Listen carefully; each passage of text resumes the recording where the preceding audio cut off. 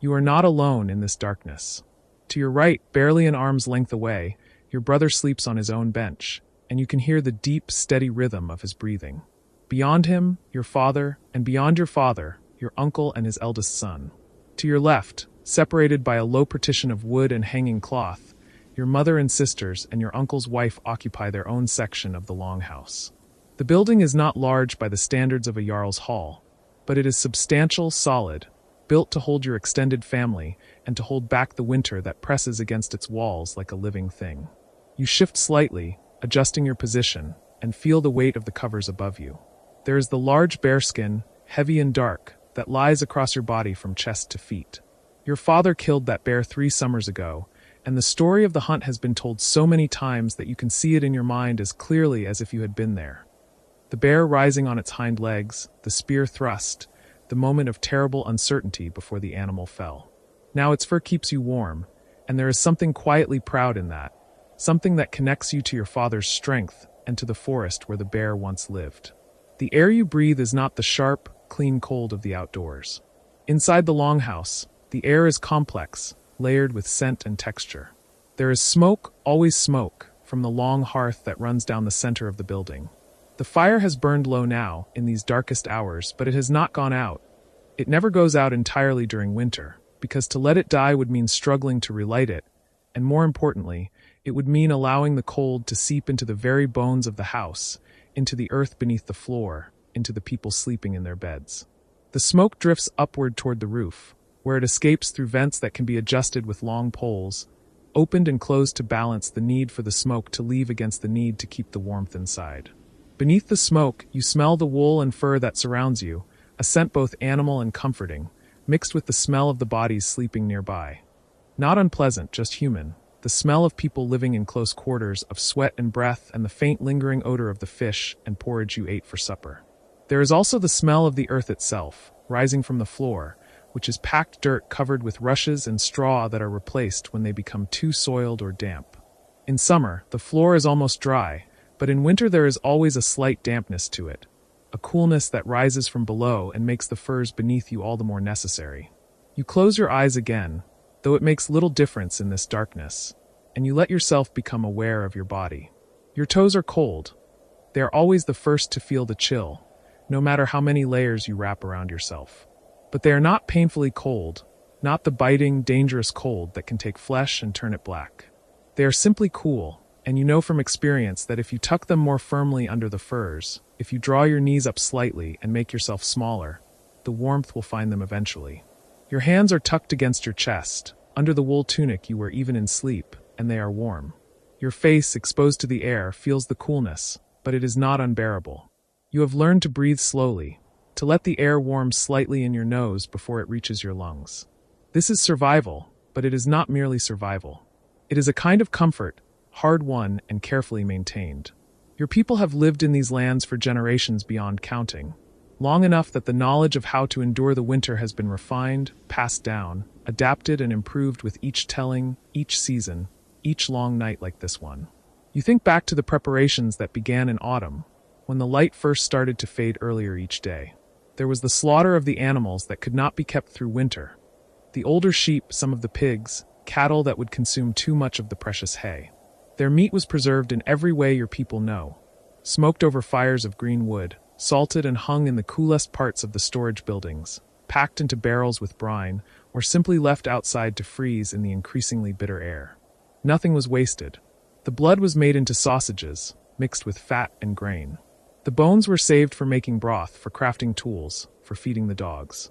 The hides were scraped and treated, adding to the supply of leather and fur that would be needed for clothing, for repairs, for the blankets and coverings that make sleep possible. And there was the gathering of fuel. Wood endlessly cut and split and stacked. Your father and uncle and brother worked through the autumn, and you with them when your other tasks allowed, felling dead trees and cutting them into lengths that could be carried back to the homestead. The wood was stacked under shelters, kept as dry as possible, because wet wood makes poor heat and too much smoke. Peat, too, was cut from the boggy ground and laid out to dry, then stacked in great piles. It burns slowly, with a distinctive smell, and it is useful for the times when wood is scarce or when you need a fire that will last through the night with minimal tending. The longhouse itself was prepared with the same attention. Every gap in the walls was checked and chinked with moss and clay. The turf roof, thick and heavy, was inspected for thin spots and reinforced where needed. The turf is remarkable in its way, a living thing even as it serves as shelter. Grass and small plants grow from it in summer, their roots binding the soil together, and in winter it becomes a dense, insulating layer that holds the heat inside and keeps the wind and snow from penetrating.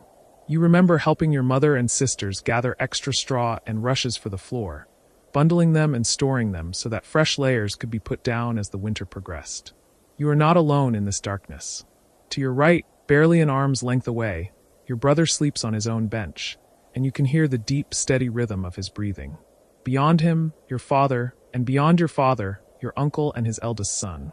To your left, separated by a low partition of wood and hanging cloth, your mother and sisters and your uncle's wife occupy their own section of the longhouse. The building is not large by the standards of a Jarl's hall, but it is substantial, solid, built to hold your extended family and to hold back the winter that presses against its walls like a living thing. You shift slightly, adjusting your position, and feel the weight of the covers above you. There is the large bearskin, heavy and dark, that lies across your body from chest to feet. Your father killed that bear 3 summers ago, and the story of the hunt has been told so many times that you can see it in your mind as clearly as if you had been there. The bear rising on its hind legs, the spear thrust, the moment of terrible uncertainty before the animal fell. Now its fur keeps you warm, and there is something quietly proud in that, something that connects you to your father's strength and to the forest where the bear once lived. The air you breathe is not the sharp, clean cold of the outdoors. Inside the longhouse, the air is complex, layered with scent and texture. There is smoke, always smoke, from the long hearth that runs down the center of the building. The fire has burned low now, in these darkest hours, but it has not gone out. It never goes out entirely during winter, because to let it die would mean struggling to relight it, and more importantly, it would mean allowing the cold to seep into the very bones of the house, into the earth beneath the floor, into the people sleeping in their beds. The smoke drifts upward toward the roof, where it escapes through vents that can be adjusted with long poles, opened and closed to balance the need for the smoke to leave against the need to keep the warmth inside. Beneath the smoke, you smell the wool and fur that surrounds you, a scent both animal and comforting, mixed with the smell of the bodies sleeping nearby. Not unpleasant, just human, the smell of people living in close quarters, of sweat and breath, and the faint lingering odor of the fish and porridge you ate for supper. There is also the smell of the earth itself, rising from the floor, which is packed dirt covered with rushes and straw that are replaced when they become too soiled or damp. In summer, the floor is almost dry, but in winter there is always a slight dampness to it, a coolness that rises from below and makes the furs beneath you all the more necessary. You close your eyes again, though it makes little difference in this darkness, and you let yourself become aware of your body. Your toes are cold. They are always the first to feel the chill, no matter how many layers you wrap around yourself. But they are not painfully cold, not the biting, dangerous cold that can take flesh and turn it black. They are simply cool, and you know from experience that if you tuck them more firmly under the furs, if you draw your knees up slightly and make yourself smaller, the warmth will find them eventually. Your hands are tucked against your chest, under the wool tunic you wear even in sleep, and they are warm. Your face, exposed to the air, feels the coolness, but it is not unbearable. You have learned to breathe slowly, to let the air warm slightly in your nose before it reaches your lungs. This is survival, but it is not merely survival. It is a kind of comfort, hard-won and carefully maintained. Your people have lived in these lands for generations beyond counting, long enough that the knowledge of how to endure the winter has been refined, passed down, adapted and improved with each telling, each season, each long night like this one. You think back to the preparations that began in autumn, when the light first started to fade earlier each day. There was the slaughter of the animals that could not be kept through winter. The older sheep, some of the pigs, cattle that would consume too much of the precious hay. Their meat was preserved in every way your people know. Smoked over fires of green wood, salted and hung in the coolest parts of the storage buildings, packed into barrels with brine, or simply left outside to freeze in the increasingly bitter air. Nothing was wasted. The blood was made into sausages, mixed with fat and grain. The bones were saved for making broth, for crafting tools, for feeding the dogs.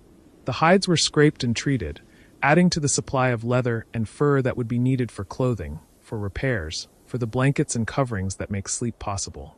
And there was the gathering of fuel. Wood endlessly cut and split and stacked. Your father and uncle and brother worked through the autumn, and you with them when your other tasks allowed, felling dead trees and cutting them into lengths that could be carried back to the homestead. The wood was stacked under shelters, kept as dry as possible, because wet wood makes poor heat and too much smoke. Peat, too, was cut from the boggy ground and laid out to dry, then stacked in great piles. It burns slowly, with a distinctive smell, and it is useful for the times when wood is scarce or when you need a fire that will last through the night with minimal tending. The longhouse itself was prepared with the same attention. Every gap in the walls was checked and chinked with moss and clay.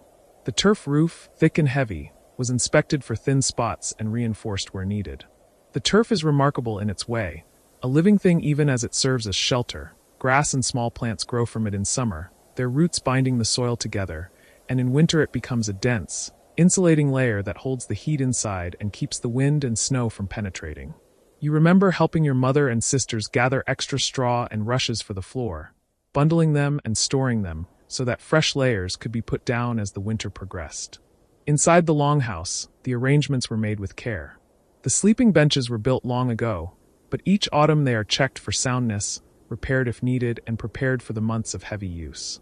They run along both long walls of the building, raised platforms of wood that keep the sleepers off the cold floor. Underneath them, storage, chests and barrels and baskets containing clothing, tools, food, everything that must be kept dry and accessible. Above them, on pegs driven into the wall posts, more storage, and also the personal items that make this place a home and not merely a shelter. Your father's good cloak, your sister's weaving, the carved wooden bowl your grandmother made, and which your mother uses for special occasions. The hearth is the heart of everything. It is a long trench down the center of the building, lined with stones, and in it the fire burns on a bed of ash that has accumulated over years. The ash itself is valuable. It is used for making lye, for cleaning, for a dozen small purposes. But mostly it is left in place because it helps insulate the fire, helps keep the coals alive even when the flames die down. At night, before sleep, your father or uncle banks the fire carefully, pushing the coals together, sometimes covering them partially with ash to slow their burning, ensuring that in the morning there will still be live embers that can be coaxed back into flame with kindling and breath. On either side of the hearth, the living space of the longhouse stretches out. There are benches for sitting, a large table made of thick planks, chests that double as seats. During the day, this is where the work happens, the work that can be done indoors, at least. Your mother and sisters spin wool, the distaffs and spindles always moving, creating the thread that will be woven into cloth.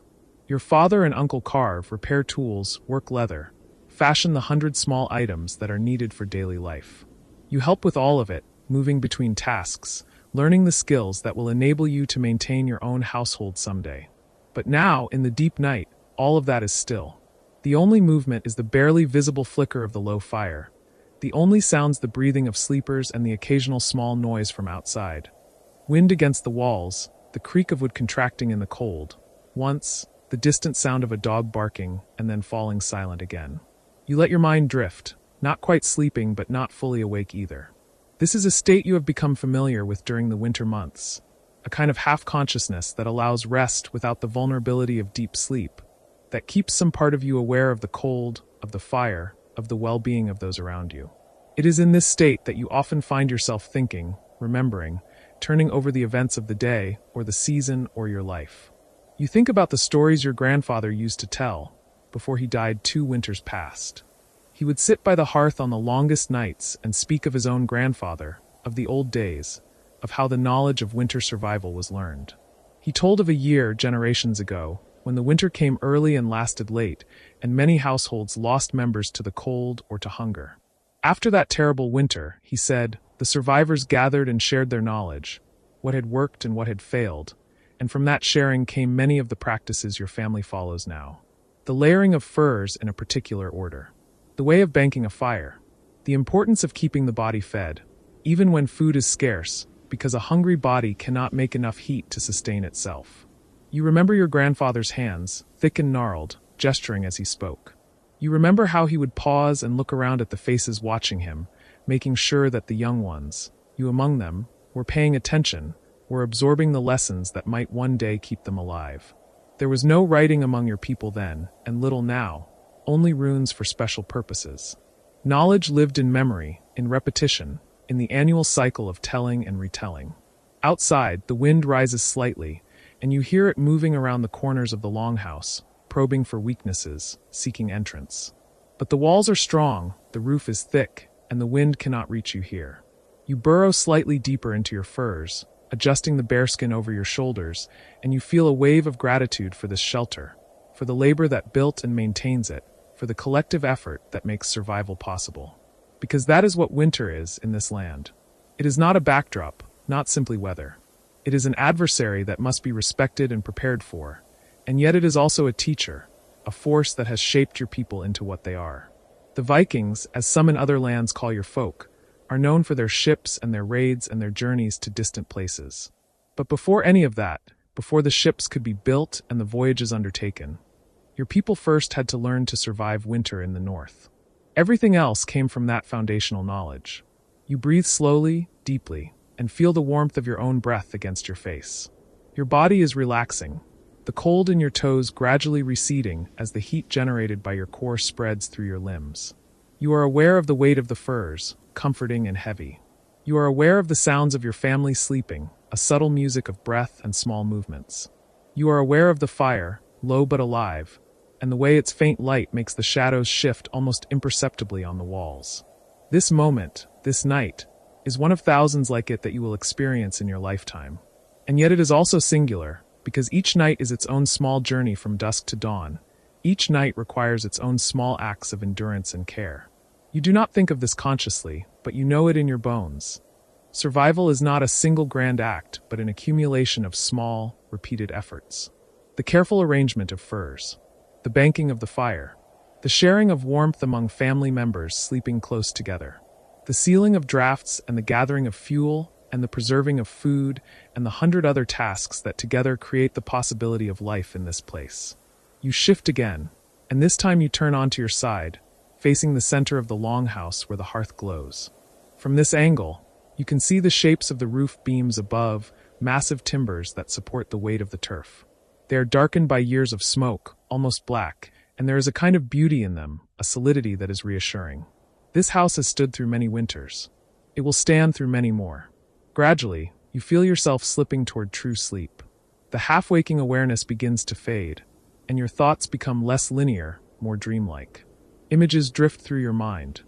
The summer sun on the water, the green of pastures before the frost, your sister laughing at something your brother said, the smell of bread baking on a hearthstone. These images are warm, and they accompany you as you descend into deeper rest. But even as you sleep, some part of you remains attuned to the cold, to the need for warmth. If the furs slip during the night, you adjust them without fully waking. If the temperature drops further, your body unconsciously curls more tightly, conserving heat.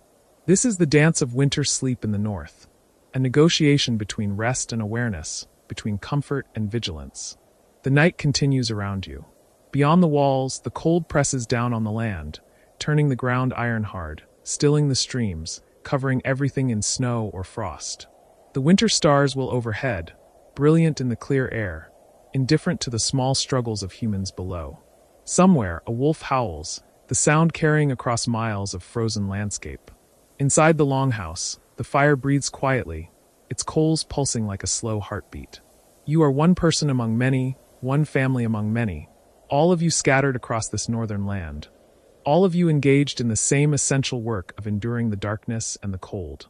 You do not think of it in these terms, but you are part of an ancient pattern, a way of life that stretches back into time beyond memory.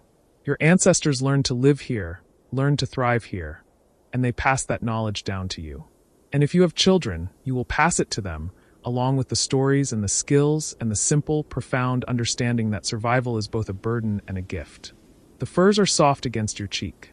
The air is cool but not cruel. The darkness is complete, but you are not afraid.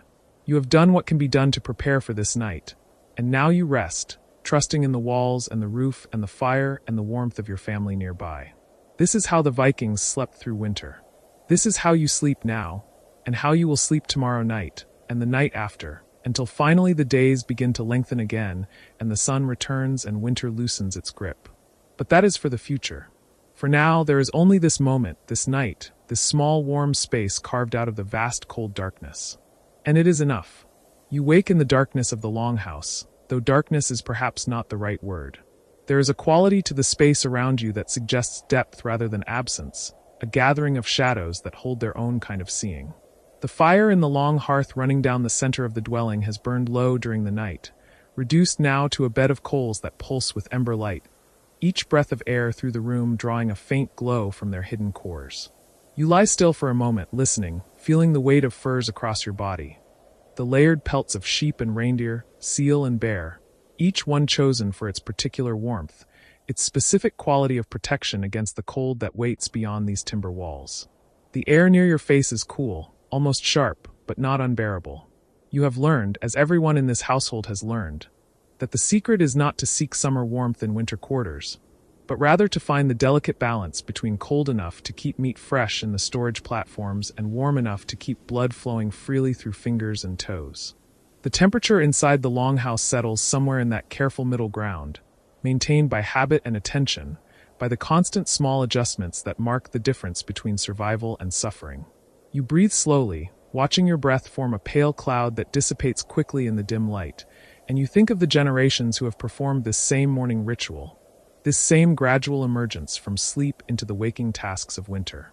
The longhouse itself is a marvel of deliberate design, though you have lived within its embrace so long that you rarely pause to marvel anymore. Still, in these quiet moments before the household stirs fully into motion, you can feel the intelligence woven into every beam and board, every choice of material and placement. The building runs long and low, its profile pressed close to the earth as if seeking the ground's own warmth, its walls built thick with overlapping planks of timber cut from the forests that climb the valley slopes. Between the inner and outer walls, the builders packed insulating materials, moss gathered from the boglands, dried seaweed hauled up from the coast, even dried turf cut in blocks during summer and fitted carefully into the gaps. The roof above you is layered in the same thoughtful way.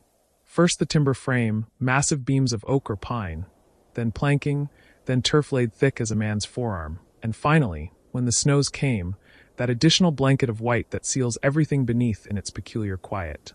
You shift slightly, and the person sleeping beside you, your wife, your husband, the pattern of your shared warmth, murmurs something indistinct and pulls the furs higher against the morning chill. In the darkness, you can hear the breathing of others, the soft sounds of the household sleeping in their designated spaces along the walls. The longhouse is arranged with precision. Each family or individual assigned their place according to status, need, and the unwritten laws of proximity to the hearth. Those of highest standing sleep closest to the center, where the fire's warmth reaches most reliably. The thralls and the lowest members of the household occupy the spaces nearer the walls, where the cold presses closer. Though even they have their furs, their assigned place in the collective warmth. Because a household that lets any of its members freeze is a household that weakens itself against the winter's length. You can smell the layered sense of habitation. Smoke, always smoke, woven so thoroughly into fabric and hair, and would that you hardly notice it any more except in these liminal moments between sleep and full waking. Beneath the smoke, there is the scent of bodies, not unpleasant, the warm animal smell of human presence, of wool and leather, of the salted fish hanging in the rafters, of the dried herbs bundled near the doorway, of the sour sweetness of the small beer that ferments slowly in its barrels against the far wall. The longhouse holds all of these smells together, blending them into a singular atmosphere that speaks of enclosure, of the gathered life of many people choosing to survive together in this particular way, in this particular season. You hear movement from somewhere down the length of the hall. Someone has risen before you, is tending to the fire, feeding small sticks into the coals, coaxing flame back into being. You recognize the sound of the motion, the familiar rhythm of Astrid, who is always first to wake, who takes it upon herself to ensure the fire never dies completely, though there are others assigned to share this duty. She is old enough that sleep has become unreliable, she once told you, and so she has made herself useful in these pre-dawn hours, giving structure to the time when sleep releases its hold, but daylight has not yet arrived to claim the world. You listen to the small sounds she makes, the soft crackle as dry wood catches, the faint scrape of her dragging another log from the woodpile stacked within reach of the hearth. The fire is never allowed to go fully out during winter, because starting a new fire is labor and time, and because the continuity of the flame feels important in ways that go beyond practical consideration.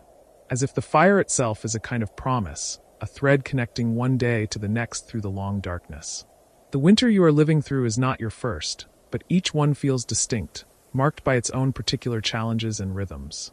You have seen perhaps 30 winters now, enough to know their variations, to remember the year when the cold came so hard and early that the harbor froze before the last ships could return, or the winter of heavy snows when the drifts rose higher than the longhouse roof and men had to dig tunnels simply to reach the livestock shelters. This year feels different again, colder perhaps in its sustained way. The season settling in with a kind of determination that suggests it will not release its grip easily or soon.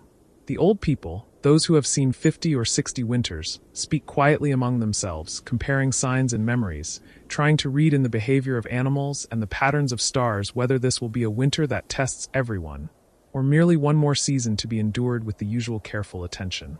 You rise slowly, pulling the furs aside with reluctance, feeling the immediate difference as the cooler air reaches your skin. You are dressed still in your underlayers, the wool tunic and leggings you wore to bed, because to sleep naked in winter is to invite the cold too intimately into your rest. Some nights, when the temperature drops particularly low, you have slept in even more layers, every piece of clothing you own piled on your body, the whole household bundled so thoroughly that movement becomes awkward, almost comical, though no one laughs because everyone understands the necessity.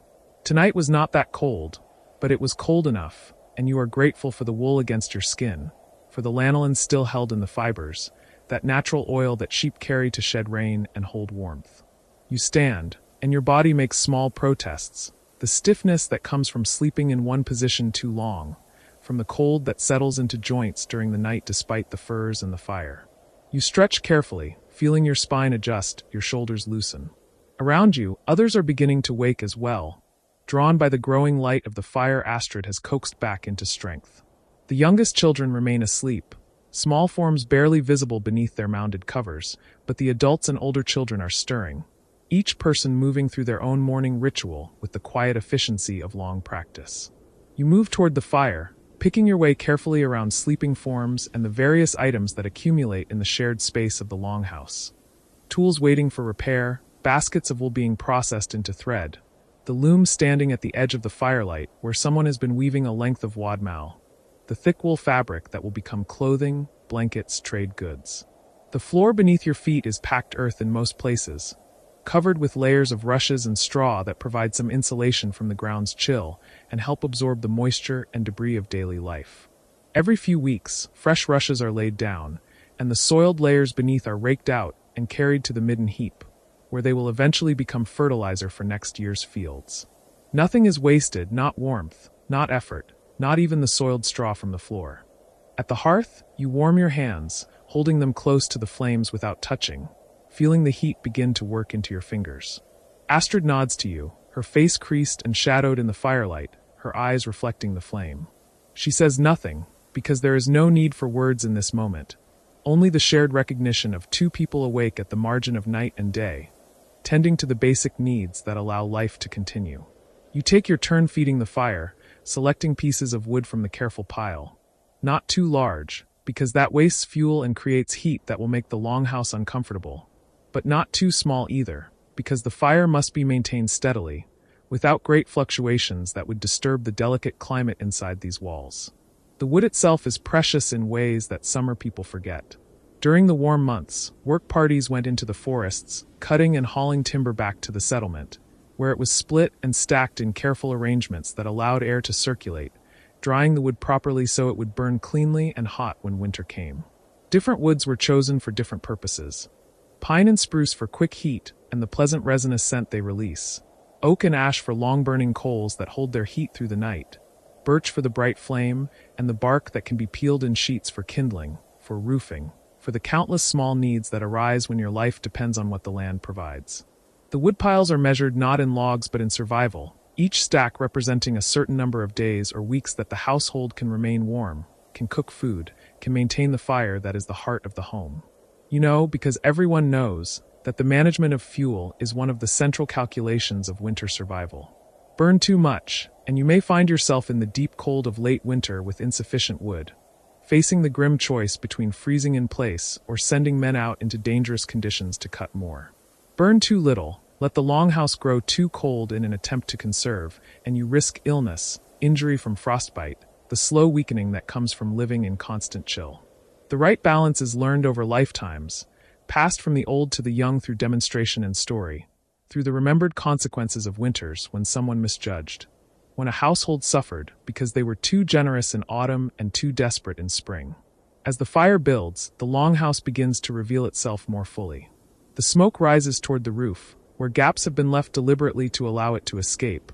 Though these gaps are adjustable, fitted with boards that can be shifted to control the draw depending on wind direction and temperature. Too much opening and precious heat escapes, too little, and the smoke thickens until breathing becomes difficult, eyes water, and the interior becomes unlivable. Someone, usually the household head or their designated firekeeper, must constantly assess and adjust, reading the quality of the smoke, the behavior of the flames, the feel of the air, making small changes that maintain the livable space within the larger hostility of winter. The walls, those thick composite barriers between inside and outside, are decorated in places with hangings, with woven textiles and occasionally tapestries that depict stories, battles, mythological scenes. These are not merely ornamental, though they carry beauty and meaning. They serve also as additional insulation, creating pockets of air between fabric and wall, breaking the direct transfer of cold from the exterior. On the coldest nights, you have watched people take down even these hangings and use them as additional blankets, wrapping themselves in the stories of their ancestors as a literal shield against the cold, then rehanging them when the worst has passed. Everything in the longhouse serves multiple purposes, and you have learned to think this way, to see the layers of function in every object, every arrangement. Water is another constant consideration. In summer, water is abundant. There is the stream, the well, the rain that falls with such frequency that drainage becomes the challenge. But winter transforms water into a problem of access and effort.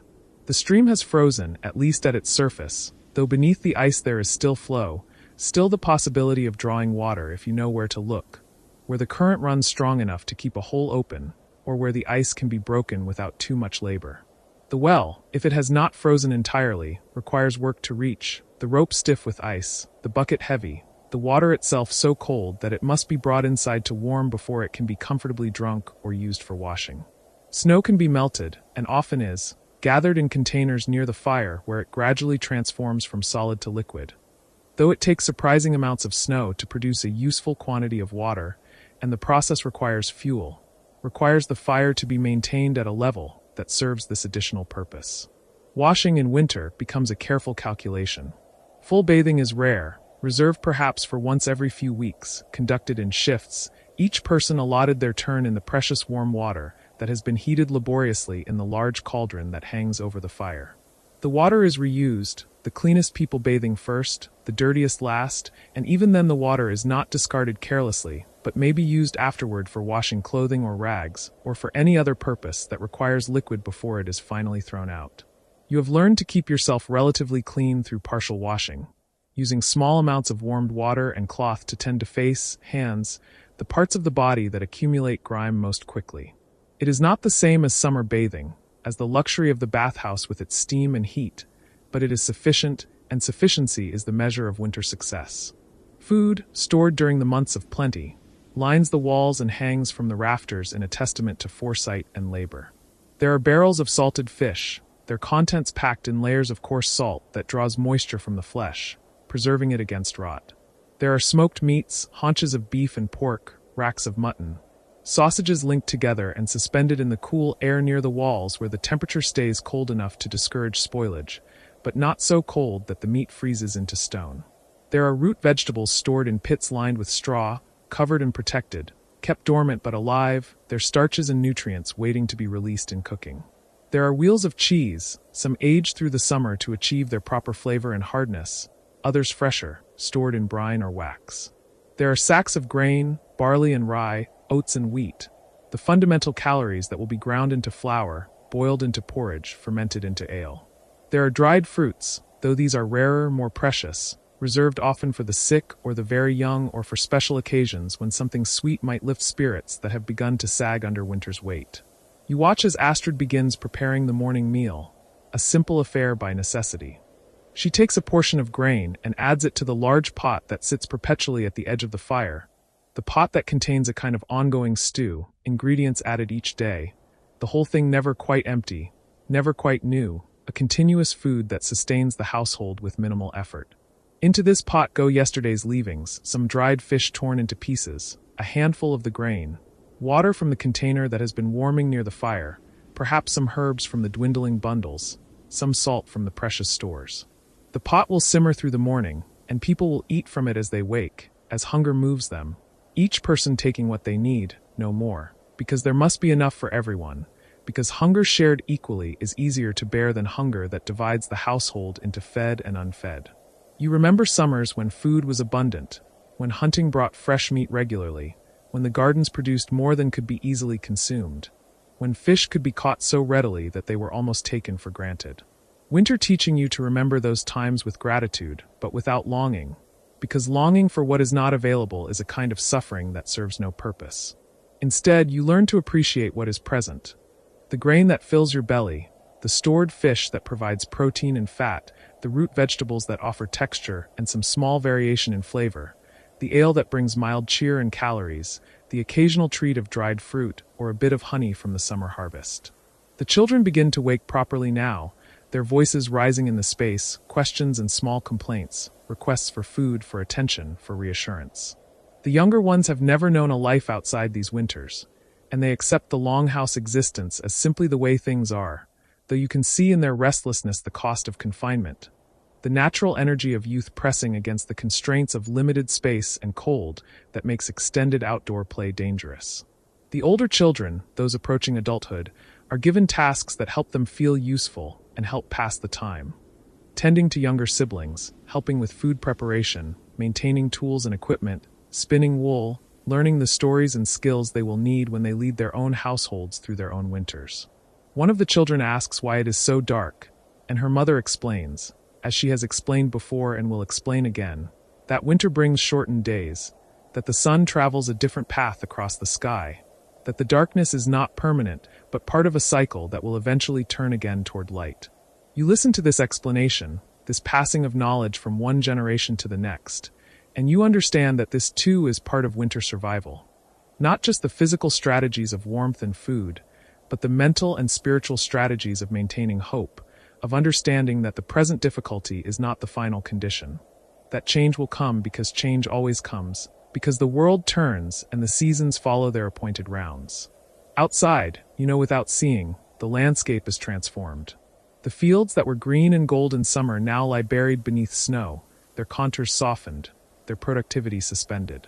The animals, the cattle and sheep and goats that represent wealth and future food, are sheltered in their own structures, barns built with some of the same principles as the longhouse, thick-walled and insulated, designed to keep the animals alive through the cold months with the hay and fodder that was gathered and stored during warmer times. These animals must be tended daily, regardless of weather, and you know that soon someone will need to brave the cold, to make the short journey from longhouse to barn, to feed and water the animals, to check for illness or injury, to ensure that the household's investment in livestock survives to see another spring. The livestock shelters are connected to the longhouse by covered passages in some settlements, or at least the distance is kept deliberately short, because winter can bring storms so severe that a person can become lost and freeze to death in the space between buildings, the wind and snow creating a whiteout that destroys all sense of direction. You have heard stories of people found frozen mere steps from safety, their bodies discovered when the storm cleared, cautionary tales that reinforce the importance of ropes strung between buildings, of never venturing out alone in bad weather, of respecting the winter's power to kill even the strong and the prepared. But today is not a storm day. Today the air outside is cold but clear, and someone will make the journey to tend the animals without drama, without incident, simply another task in the long sequence of tasks that define winter life. You volunteer for this duty, partly because you know the animals and the work, partly because the opportunity to step outside, to fill your lungs with clean cold air, to see something beyond the walls of the longhouse, feels necessary, a small release from the intensity of enclosed living. You dress carefully for the excursion, adding layers in the practiced way you have learned through years of winter experience. Over your wool undergarments, you pull a second tunic, this one heavier, woven tightly to block wind. Over that, a vest made of sheepskin, the wool turned inward for warmth, the leather exterior providing some resistance to moisture.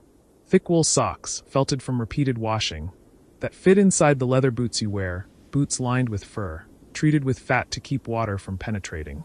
Mittens, not gloves, because fingers together share warmth more effectively than fingers separated. A cloak of oiled wool that sheds light snow and breaks the wind. A hood that can be pulled forward to protect your face, though you will keep it back unless the wind becomes bitter. You notice the transition the moment you step through the door. The longhouse has its own atmosphere, warm and close, but the outside air strikes you as pure in a way that indoor air never quite achieves, despite the smoke. The cold enters your nostrils, sharp and clean, carrying no scent or perhaps the scent of snow itself, that particular mineral clarity. Your eyes adjust to the brightness, because even under heavy cloud the world outside reflects more light than the dim interior of the longhouse. The snow that covers everything, ground, roofs, the bare branches of distant trees, creates a landscape simplified into forms and shadows, beautiful in its austerity. You walk toward the barn, your boots breaking through the surface crust of snow with each step, sinking a few inches before finding more solid footing. The cold is significant, but not unbearable, and you know from experience that the walk itself will warm you, the effort of moving through snow generating heat within your body that will balance the cold without. The barn, when you reach it, is dark inside but noticeably warmer than the outside air, the body heat of the animals and the insulation of the structure creating a pocket of relative mildness.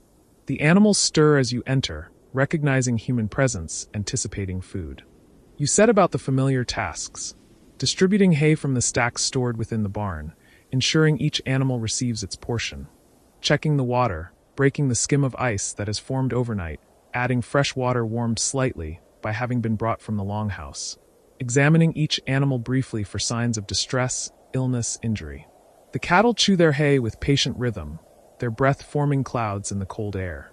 The sheep cluster together, their wool thick and matted, their own best protection against cold.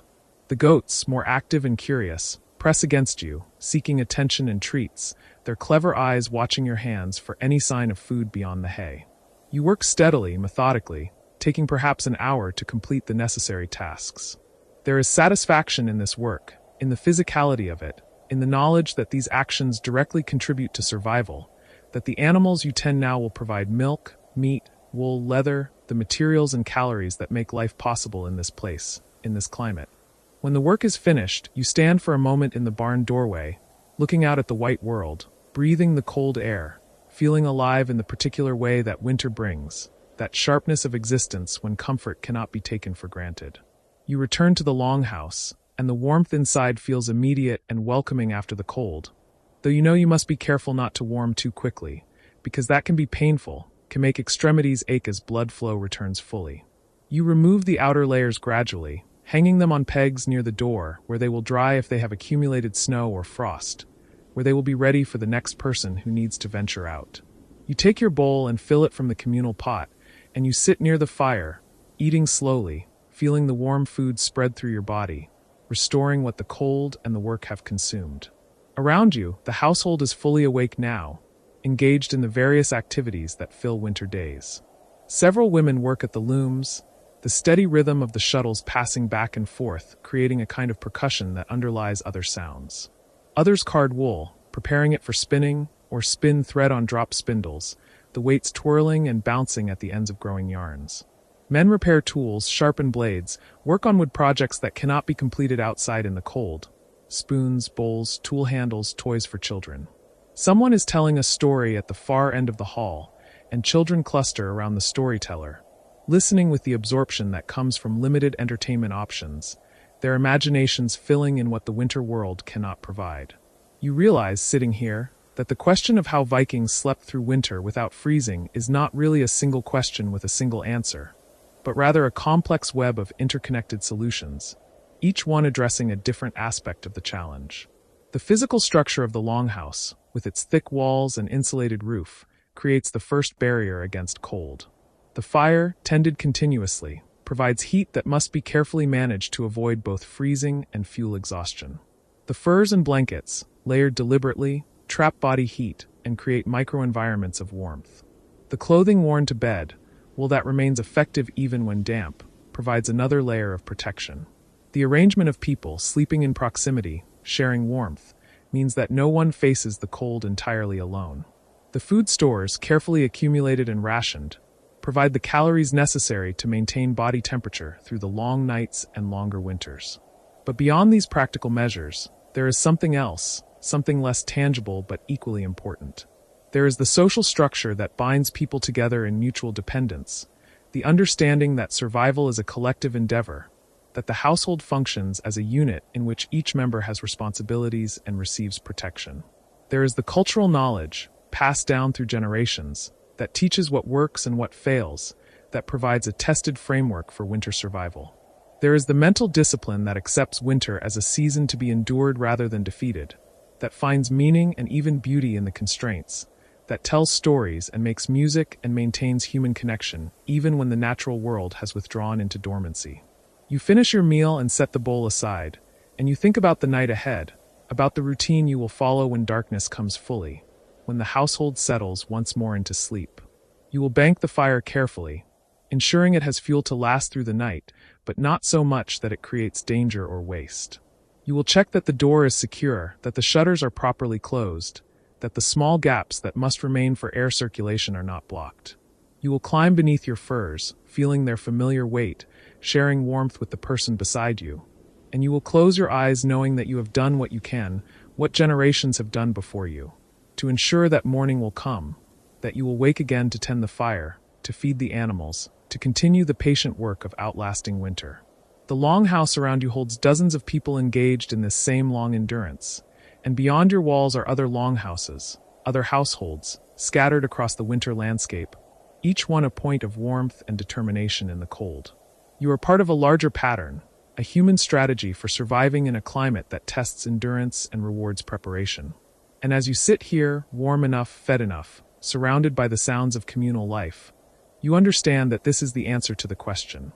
Vikings survived winter not through any single innovation, but through a comprehensive adaptation, a way of life built carefully around the realities of cold and darkness and scarcity, maintained through skill and cooperation and the accumulated wisdom of those who learned, through trial and error and sometimes tragedy, what it takes to sleep through winter and wake to see another spring. You wake before dawn, though the distinction between dawn and night has grown slender as spider's silk. The darkness inside the longhouse matches the darkness beyond its walls, and for a moment you lie still beneath your layers of wool and fur, listening to the slow rhythm of breathing that fills the space around you. 23 souls share this wooden vessel that rides the winter like a ship upon a frozen sea, and in the pre-dawn silence their collective breath creates a living warmth that hovers in the air above your face. You can feel it, this shared heat, this communal ghost of summer that you have all conjured together through the simple act of survival. The fire in the central hearth has burned low, reduced to a bed of coals that pulse with a deep red glow, and you watch them from your sleeping bench, mesmerized by their slow breathing, the way they brighten and dim as if the earth itself were inhaling and exhaling through this opening in your floor. Your grandfather used to say that the hearth fire was the heart of the home, and lying here in the darkness you understand the truth of this in a way that daylight never taught you. The coals are not merely providing heat. They are holding back an ancient cold that predates human memory, a cold that remembers when ice covered the world and no fire had yet been born. You shift slightly, careful not to disturb the sealskin that lies across your chest, the one you traded 3 good knives for last autumn when the Norwegian ships came south along the coast. The trader who sold it to you was an old woman with hands like driftwood, and she told you that this particular seal had been taken in the deep winter waters where the ice meets the open sea, where the water is so cold it seems thick as oil, and that seals from such places carry the warmth of the ocean depths in their fur, a warmth that never entirely fades even after death. You did not know whether to believe her, but now, for months into winter, you are grateful for whatever magic or mundane quality this skin possesses, because it holds heat against your body in a way that sheep's wool alone never could. The woman beside you, your wife of 7 winters, stirs briefly, her hand finding yours beneath the coverings in a gesture so habitual that neither of you fully wakes for it. Her fingers are warm, warmer than yours, and you marvel at this as you always do, at the way her body seems to generate heat more efficiently than your own, as if women possess some secret knowledge of combustion that men have never quite mastered. She settles again, her breathing falling back into the deep rhythm of sleep. And you listen to it, using it as a tether to keep yourself from rising too early, from breaking the spell of warmth that the night has woven around you both.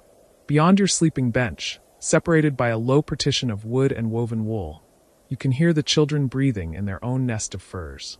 3 of them, stacked like cordwood, sharing heat in the way that only children can, their small bodies pressed together without self-consciousness or reserve.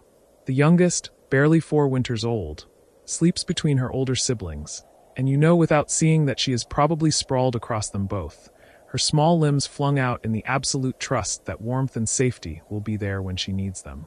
In summer she insists on her own space, pushing away when held too long.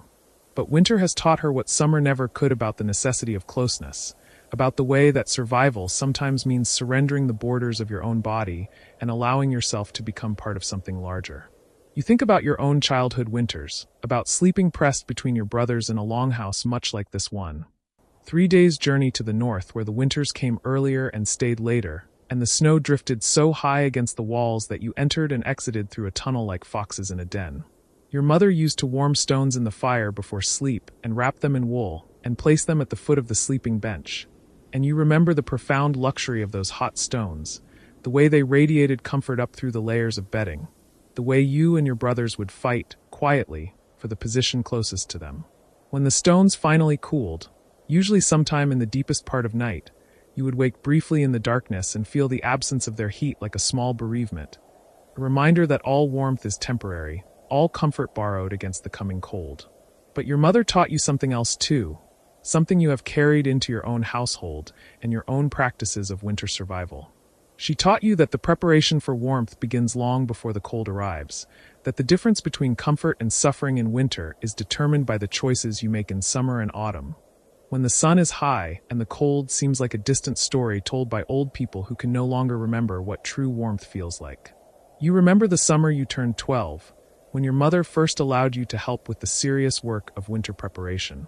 Not the children's work of gathering kindling or collecting berries, but the real work, the work that determined whether you would all see spring. She took you to the high pastures where the sheep grazed on the tough mountain grass, and she showed you how to choose which animals would be kept through winter and which would be slaughtered before the first snow. It was not a matter of simply keeping the youngest or the healthiest, she explained, but of understanding the whole system, the balance between the amount of fodder you could store and the number of animals you could sustain, between the wool you would need for clothing and warmth, and the meat you would need for food, between the breeding pairs required for next year's flock, and the immediate necessities of the coming cold. She walked among the sheep with you following, and she placed her hands on their backs, feeling the depth of their wool, the condition of their bodies beneath. And she explained what she was feeling, translating the language of touch into words that you struggled to hold in your young mind. This one, she would say, has good wool but poor constitution. She will not survive a hard winter even with the best fodder, so we take her in autumn when she still has meat on her bones. This one is old but hardy, and her wool is the finest in the flock. We keep her one more winter and take her lambs in her place. This one is young and strong, but his wool is coarse. He becomes winter meat, and we keep his brother who has the soft fleece. You learned that day that survival is not a simple matter of strength or will, but of countless small decisions made with knowledge and care, of understanding systems and relationships, of seeing not just what is in front of you, but what will be needed 3 months hence, 6 months hence, on the longest night, when the cold is a physical presence that presses against the walls of your home and tests every choice you have made.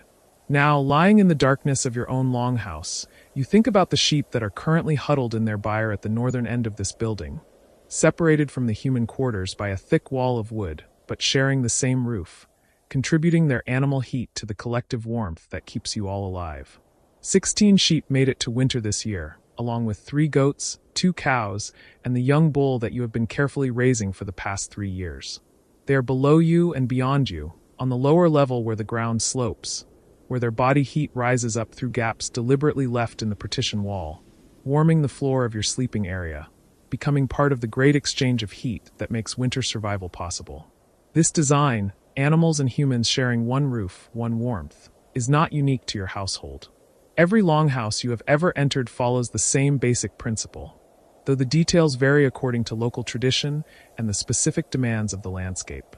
In the far north, where your cousins live, the animal quarters take up nearly half the building, because the winters there last 8 months, and the cold is a thing that can kill an unprotected person in the time it takes to walk from one farm to another. In the south, where winters are shorter and less severe, some families keep their animals in separate buildings, visiting them daily to feed and milk them. But even there, the wisest farmers maintain the old ways, keeping at least some animals within the longhouse, understanding that the mathematics of survival favor those who share heat rather than isolate it. You ease yourself up on one elbow, moving slowly so as not to disturb your wife, and you look across the longhouse toward the hearth.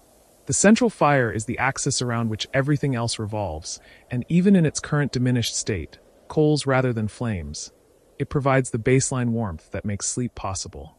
But you know, as everyone in this house knows, that the fire alone is not sufficient. A fire in an empty longhouse, with no bodies to share its heat, no animals below to contribute their warmth, no thick walls packed with turf and clay to hold that heat inside, no roof heavy with sod to keep it from escaping into the infinite cold of the winter sky. Such a fire would be a pathetic thing, a small defiance quickly swallowed by the vast indifference of winter. No, the fire is merely the heart, and a heart alone cannot sustain life. It needs lungs, limbs, blood, the whole intricate system working together, each part contributing to the survival of the whole. The fire needs the walls that your family built 2 summers ago, cutting turf from the hillside and stacking it in thick layers between inner and outer planks of wood, creating a barrier that is not just physical but thermal, that holds heat the way a wool garment holds it, trapping it in countless small pockets of air, preventing its escape. The fire needs the roof, that heavy layered construction of birch bark and turf laid over rafters of pine, so thick that grass grows on it in summer, and sheep sometimes graze there. So well insulated that snow melts slowly on it even when the air outside is cold enough to freeze breath in your lungs. The fire needs the floor, that careful construction of packed earth covered with planks cut from oak and pine, with gaps left deliberately in certain places to allow heat from the animal quarters to rise, and other gaps sealed with clay and moss to prevent drafts that would steal warmth and comfort. The fire needs the door, that double construction of heavy wood with a small chamber between inner and outer doors, creating a space where the cold can be temporarily held before it is allowed entry, where the transition from outside to inside can happen gradually rather than in one shocking breach of the warm interior. But most of all, the fire needs the people, the animals, the living things whose bodies are themselves furnaces, constantly burning the fuel of food and transforming it into heat, into movement, into the continuation of life through the season of death. You think about the mathematics of this, the calculations that you do not fully understand, but that you feel intuitively, the way a sailor feels the relationship between wind and sail without needing to understand the principles of forces and resistance. 23 people, 16 sheep, 3 goats, 2 cows, 1 bull, 45 living furnaces, each one burning at its own rate, contributing to the collective warmth that rises to fill this space, that presses against the walls and roof, seeking escape but finding instead the barriers you have built, the insulation you have installed, and so it remains circulating, accumulating, becoming thicker and more substantial as the winter deepens. You swing your legs over the edge of the sleeping bench, your bare feet finding the wooden floor, and you are immediately aware of the temperature gradient that exists in this space. The air at the level of your face, where you have been sleeping, is warm, almost close, carrying the accumulated breath of the sleeping household. But here, at floor level, it is noticeably cooler, and your feet register the difference, though even this cooler air is far warmer than the space beyond the walls, where the world is locked in frost. You stand slowly, reaching for the wool trousers you left hanging on a peg driven into the wall partition, and you pull them on over the thinner wool you slept in, adding layers, building your personal insulation against the work that awaits. The others are beginning to stir now, responding to your movement or simply to the internal rhythms that winter has taught their bodies. Your oldest son, 14 winters and already showing the height that will make him a large man, sits up in the children's sleeping area, his hair standing in all directions, his face still soft with sleep. He looks at you across the dim space, and you nod to him, a silent communication that needs no words. He will tend the fire, bringing it back to life from the coals, feeding it carefully so that it builds rather than smothers, while you go to check the animals, ensuring that they have survived another night, that no illness or accident has taken one in the darkness. You pull on your boots, those crucial constructions of leather and wool that stand between your feet and the cold that can rob extremities of feeling, of function. of life itself if exposure is prolonged. These boots were made by your wife's mother, a woman whose skill with needle and leather is legendary in Three Valleys, and they are not simply coverings but intricate systems of warmth retention, with layers of felt made from compressed wool inside and outer layers of sealskin treated with oil to repel moisture, and careful stitching that leaves no gaps where cold air might enter.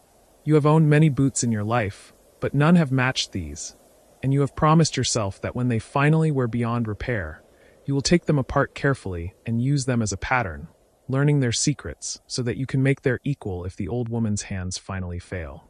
You take your cloak from its peg, heavy wool, felted to resist wind, lined with rabbit fur that you and the children spent autumn evenings stitching into place, and you wrap it around your shoulders, feeling its familiar weight, its reliable warmth. You are not going outside, not yet, but the animal quarters, while warmer than the exterior, are still significantly colder than the human living space, and you have learned to prepare yourself for these transitions, to build your armor against the cold in layers and stages rather than attempting to move from warmth to cold without intermediary steps.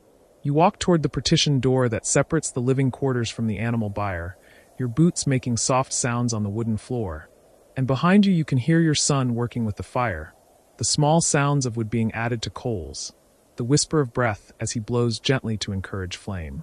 The longhouse is coming alive around you, entering its daily cycle of activity and rest, warmth generation and heat preservation, and you are part of this cycle, an element in a system that is larger than yourself, but that depends on you, as it depends on everyone, for its continued function.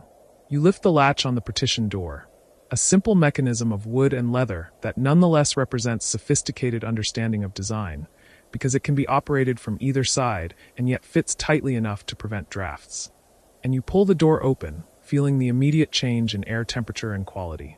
The animal quarters smell of hay and wool and the accumulated bodily presence of creatures who have been enclosed for months. But it is not an unpleasant smell, or at least you have long since ceased to find it so. It is the smell of life, of survival, of the partnership between human and animal that makes winter endurance possible. The sheep stir as you enter, their eyes catching the dim light that comes through gaps in the walls, small openings deliberately placed high up where they allow fresh air to enter, but are positioned so that wind cannot blow directly through, creating ventilation without creating drafts. The animals are packed close together in their section of the byre, lying on bedding that you refreshed 3 days ago, thick layers of straw and dried grass that provide both cushioning and insulation from the cold ground below.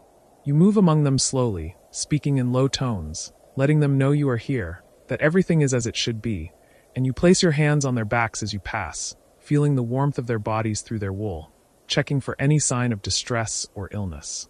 The cows are in their own section, separated from the sheep by a low wall of stacked stones, and they turn their large heads to watch you approach, chewing steadily on the hay you provided yesterday evening. Their breathing is deep and regular, creating small clouds in the cool air of the byre, and you check their water, breaking the thin skin of ice that has formed on the surface of the wooden trough. You make a mental note to bring more hay down from the loft later in the day. Their feeding rack is still half full, but you have learned to stay ahead of their needs rather than waiting until supplies run low, because scrambling to catch up in winter is dangerous, creating stress and expending energy that you may need for unexpected emergencies. The young bull is in the furthest section, where he can be kept separate from the cows and yet still contribute his heat to the collective warmth of the byre. He is a valuable animal, representing 3 years of careful feeding and protection, an investment in the future of your farm that will pay dividends for years to come if you can keep him healthy through this winter and the winters ahead. He looks at you with his large, patient eyes, and you scratch the place between his horns that he likes, feeling the solid warmth of his skull, the life force that pulses beneath his skin. He will mate with your cows in spring, and with some of your neighbors' cows as well, because his bloodline is good and his temperament is calm, and these qualities are worth sharing across the valley. You spend some time in the byre, not because the animals need extended care at this moment, but because this checking, this witnessing, is part of the rhythm of winter survival. You need to see them, to confirm their continued existence, to reassure yourself that the systems you have built are functioning. And also, if you are honest, because there is something comforting about their presence, their animal solidity, the way they simply exist in the moment without anxiety about the past or future, eating and sleeping and breathing and generating warmth through the simple fact of their metabolism. When you finally return to the living quarters, the fire has been built back to full life, flames rising from the hearth, and your wife is up, moving through the space with quiet efficiency, preparing the morning meal. The children are stirring, the younger ones still burrowing in their furs, reluctant to leave their warm nest, the older ones beginning to dress, adding layers against the day's activities. Your father sits on his bench near the fire, his hands spread to the flames, and he looks up as you enter, raising his eyebrows in silent question. You nod. All is well with the animals, and he nods in return, settling back into his contemplation of the fire. This is your household, your winter crew, and you know each person's place in the system of survival as clearly as you know the placement of each beam in the roof. Your wife manages the food stores, knowing precisely how much dried fish remains, how many wheels of cheese, how much butter sealed in wooden containers, how much grain, how many smoked haunches of autumn meat hanging in the cold storage chamber built into the north wall, where the temperature remains just above freezing. She maintains the careful balance between feeding everyone adequately and ensuring that supplies last until spring, adjusting portions based on activity levels, growth needs, pregnancy, age, illness. It is complex mathematics done without writing or formal calculation, held entirely in her mind and in the accumulated knowledge passed down from her mother and grandmother. Your oldest son is learning the care of animals, going with you to the byre each morning, understanding how to read their health, how to adjust their feeding based on conditions, how to keep them content in confinement. Your daughter, 12 winters old and serious beyond her years, has taken responsibility for the younger children, organizing their days, teaching them their work, ensuring they do not become restless and quarrelsome as winter wears on and the confinement begins to strain everyone's patience.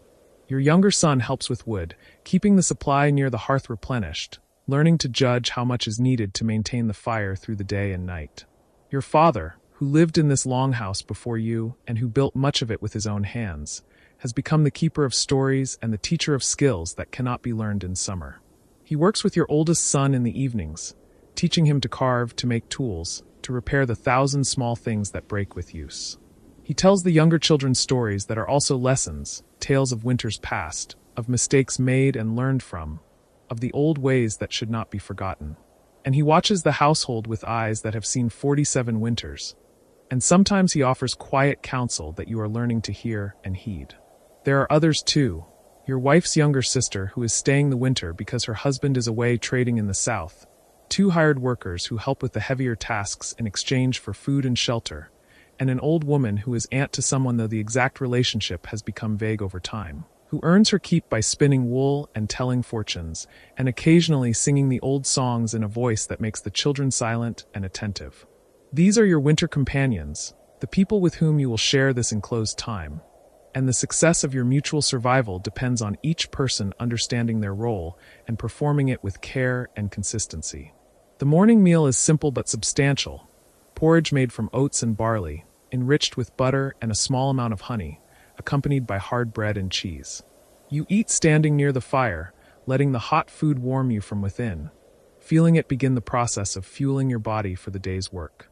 The children eat sitting on their bench, bowls balanced on laps, and you notice that the youngest is given a slightly larger portion, an adjustment your wife has made without discussion, based on her observation that the child has been looking thin lately, not enough fat on her small bones to weather a hard winter.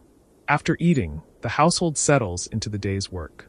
Your wife and her sister sit at the loom that dominates one side of the living space, continuing the slow process of weaving wool into cloth, maintaining the rhythm of the work that has occupied them since the snow first came. The sound of the loom is a constant backdrop to winter days, a mechanical heartbeat that marks time and creates something useful from raw material. Your daughter takes the younger children to the sleeping area and begins their lessons, teaching them letters in the dust of a dark board, telling them stories from the sagas, keeping their minds engaged even as their bodies are confined. Your sons work with you and your father on repair work. There are harnesses that need mending, tools that need sharpening, a section of the sleeping bench that has developed a worrying creak. The old woman spins wool, her fingers moving with automatic precision, drawing fiber into thread, building the supply that will feed the loom, that will eventually become clothing, blankets, trade goods.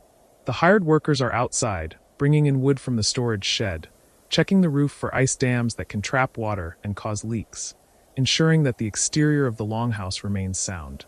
The day passes in this way, each person engaged in necessary work, contributing to the household's function. There is conversation but not constant talking, periods of silence that are comfortable rather than awkward, the easy quiet of people who know each other well and need not fill every moment with sound. The fire burns steadily, fed throughout the day, maintaining the warmth that makes this life possible. The light that enters through the small windows is weak and gray, speaking of the overcast sky beyond. But inside the longhouse the firelight creates its own small sun, gathering everyone toward its warmth and brightness.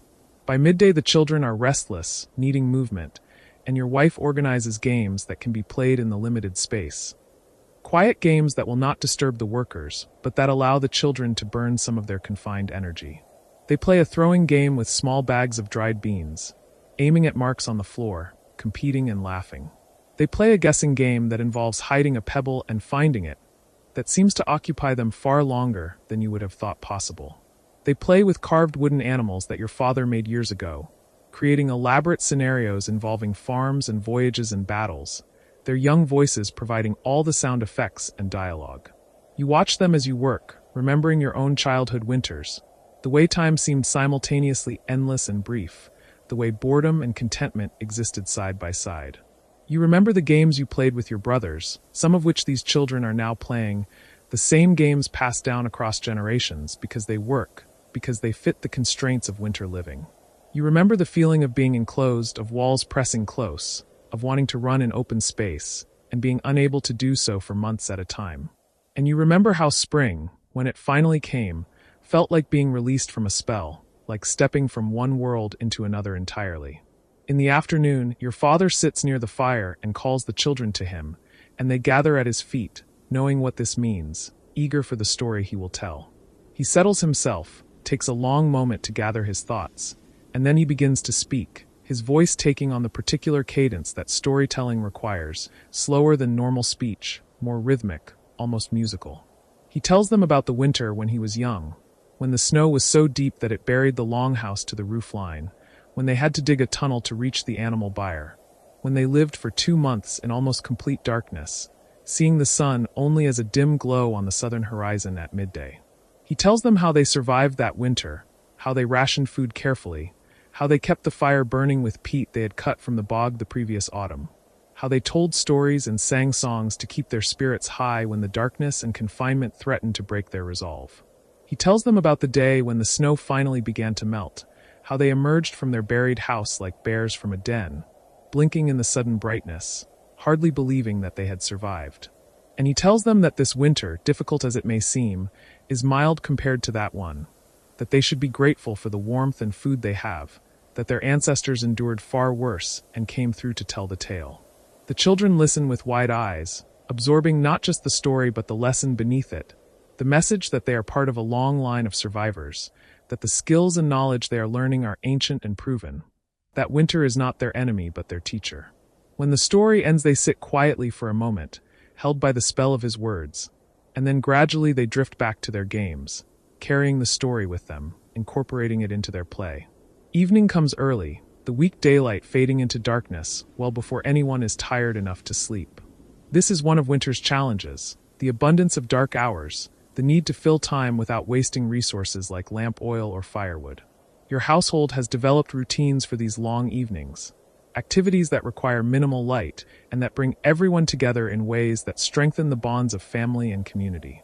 Your wife brings out wool that needs to be combed, distributing it among the women and older children, and they sit together near the fire, pulling the fibers straight, preparing it for spinning.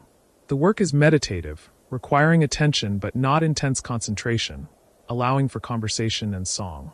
Your father begins a work song, one of the old ones that your grandmother used to sing, and the others join in, their voices blending in the warm space of the longhouse. You do not have a singing voice, but you hum along, appreciating the music, understanding its function in making work feel less burdensome and time pass more quickly. The men work on their own projects. You are carving a new bowl from a piece of pine, using the time to create something useful, while also practicing the skill that your father is always encouraging you to develop. Your older son is beside you, working on a simpler project under your father's supervision, learning the way wood responds to the blade, how to work with the grain rather than against it, how to achieve smooth curves and clean edges. The work is satisfying in a way that more urgent tasks are not, because you can take your time, can aim for quality rather than merely adequate function. The evening meal is served, stew made from dried fish and root vegetables, thick and filling, accompanied by more of the hard bread. Everyone eats well, building the calories that will fuel their bodies through the long night ahead. After eating, there is a period of quiet activity. Some continue their handwork, others simply sit and talk. The children play quietly in their sleeping area. The fire is built up one more time, loaded with enough wood to burn through most of the night, and gradually people begin to prepare for sleep.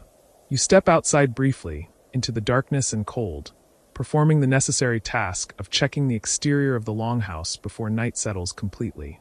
The cold is immediate and shocking after the warmth inside, and you feel your lungs constrict, your body recoil from the temperature. The stars are brilliant overhead, uncountable points of light in the black void, and for a moment you stand and look up at them, feeling simultaneously insignificant and part of something vast and ancient. These are the same stars your ancestors saw, the same patterns they used to navigate seas and mark seasons, and their light reaches across unimaginable distance to touch your face in this moment, connecting you to the infinite.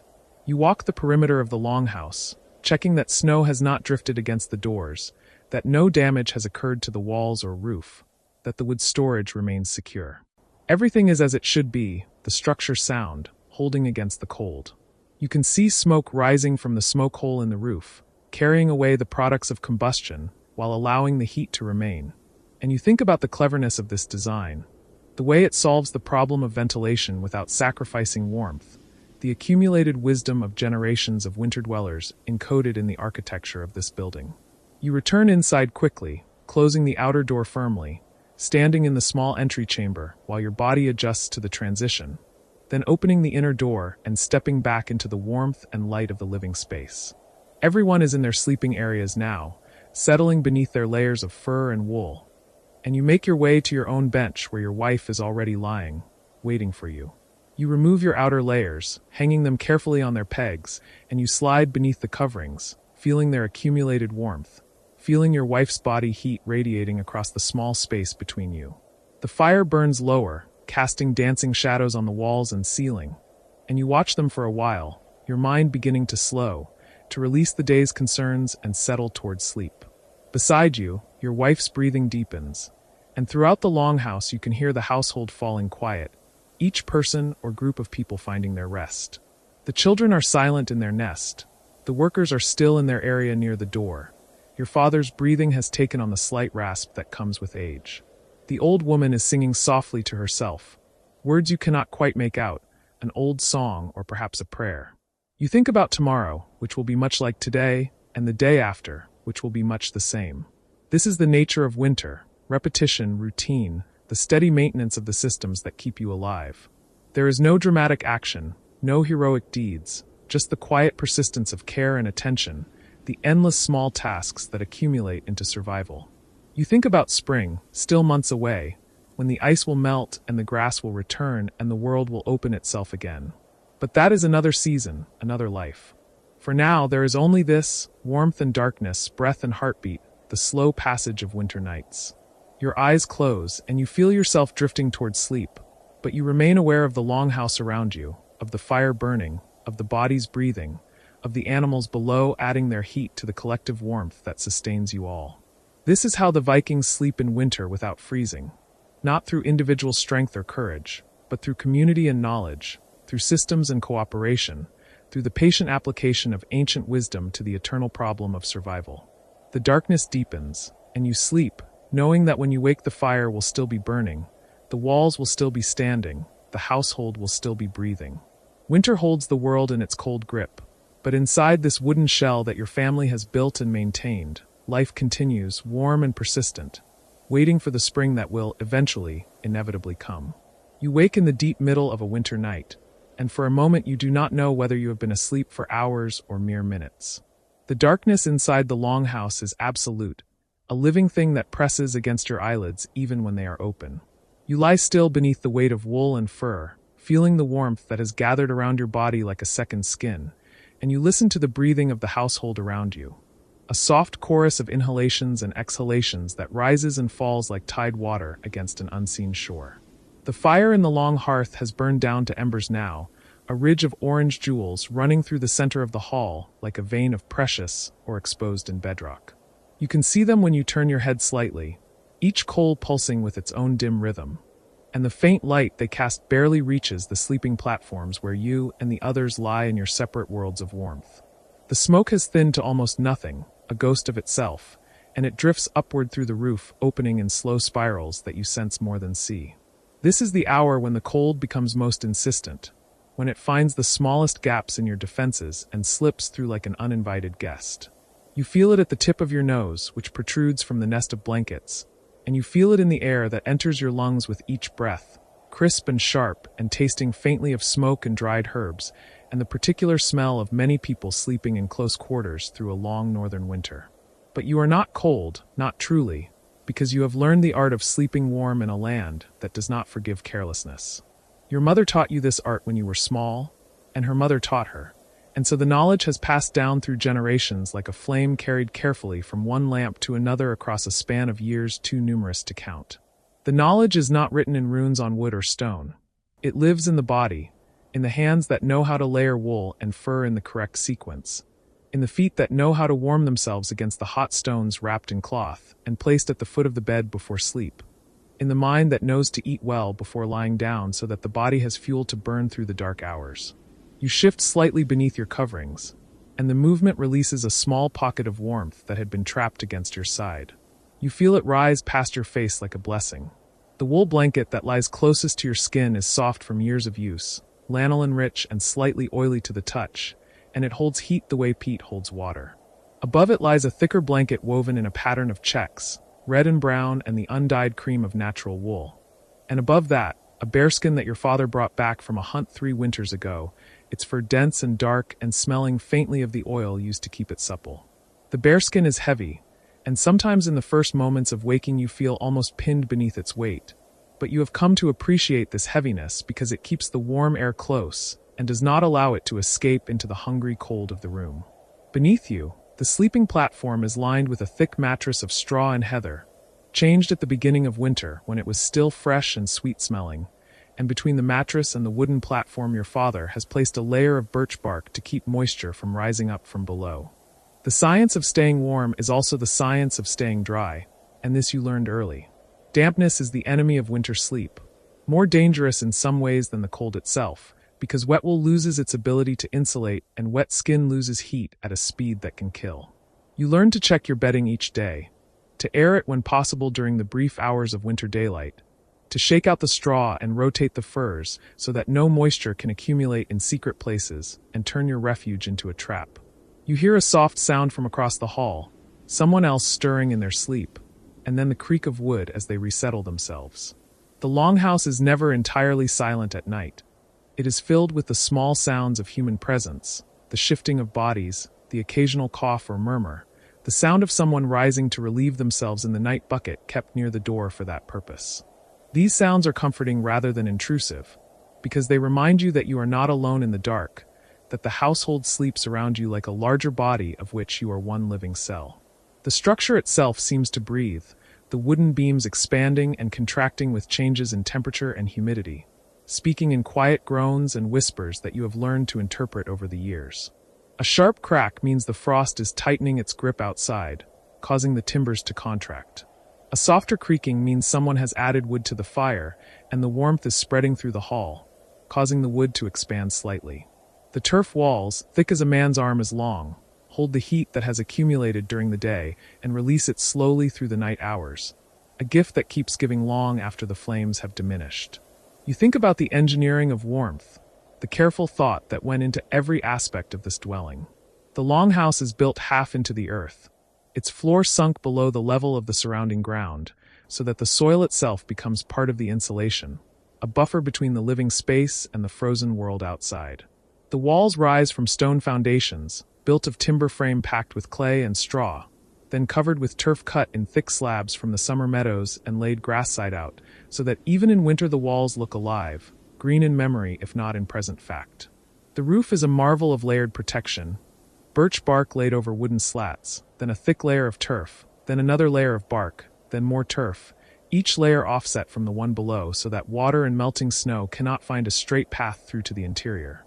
In summer, wildflowers sometimes bloom on the roof, and birds nest in the grass, but now in the deepest part of winter the roof is buried under snow, and the snow itself becomes another layer of insulation, a white blanket that muffles sound and holds in heat. The door of the longhouse is small, deliberately so, barely tall enough for a grown person to pass through without bending, and it is covered now with a curtain of thick wadmal wool that hangs from iron hooks and creates a dead air space between the interior and the wooden door beyond. When someone must go outside during the night, to check on animals in the byre or to answer nature's call at the designated spot behind the house, they move the curtain aside as briefly as possible and slip through quickly, and others in the hall pull their blankets higher and turn their faces away from the brief intrusion of cold air that enters like a knife. You remember a night, years ago, when you were still a child, when your grandfather sat by the fire after the evening meal and spoke about the old ways of sleeping warm. He was very old then, his beard white as new snow, his hands gnarled like driftwood. But his mind was clear and his memory reached back to stories his own grandfather had told him. Stories from the time before, when people lived differently than they do now. He said that in the most ancient days, people slept not in individual spaces, but in groups, piled together like puppies for warmth, and that whole families would share a single sleeping platform with no divisions between them. He said that in the far north, where winter darkness lasted for months without break and the cold was beyond what people in your valley could imagine, families would bring their most valuable animals, the milk cow, the breeding sheep, into the living space to sleep beside them, and the heat from the animals' bodies would help keep everyone alive through the longest nights. You do not sleep with animals inside the hall, though the byre is attached to the longhouse, separated by only a single wall, and you can hear the cattle and sheep moving in their stalls, the soft sound of their breathing and the occasional low call of a cow to her calf. The wall between is not sealed completely. There are gaps deliberately left so that some of the animal warmth can seep through, and some of the smoke from the fire can drift into the byre, because smoke helps keep the animals healthy and free from parasites, just as it does for people. Your grandfather also spoke of the different types of sleep that winter requires, and this knowledge has stayed with you. He said that summer sleep is deep and unbroken, the sleep of a person who has worked hard in long daylight and falls into darkness like a stone into water. But winter sleep is different. Winter sleep is layered, like the blankets that cover you, with periods of deep rest alternating with periods of light awareness, so that the body can make adjustments through the night.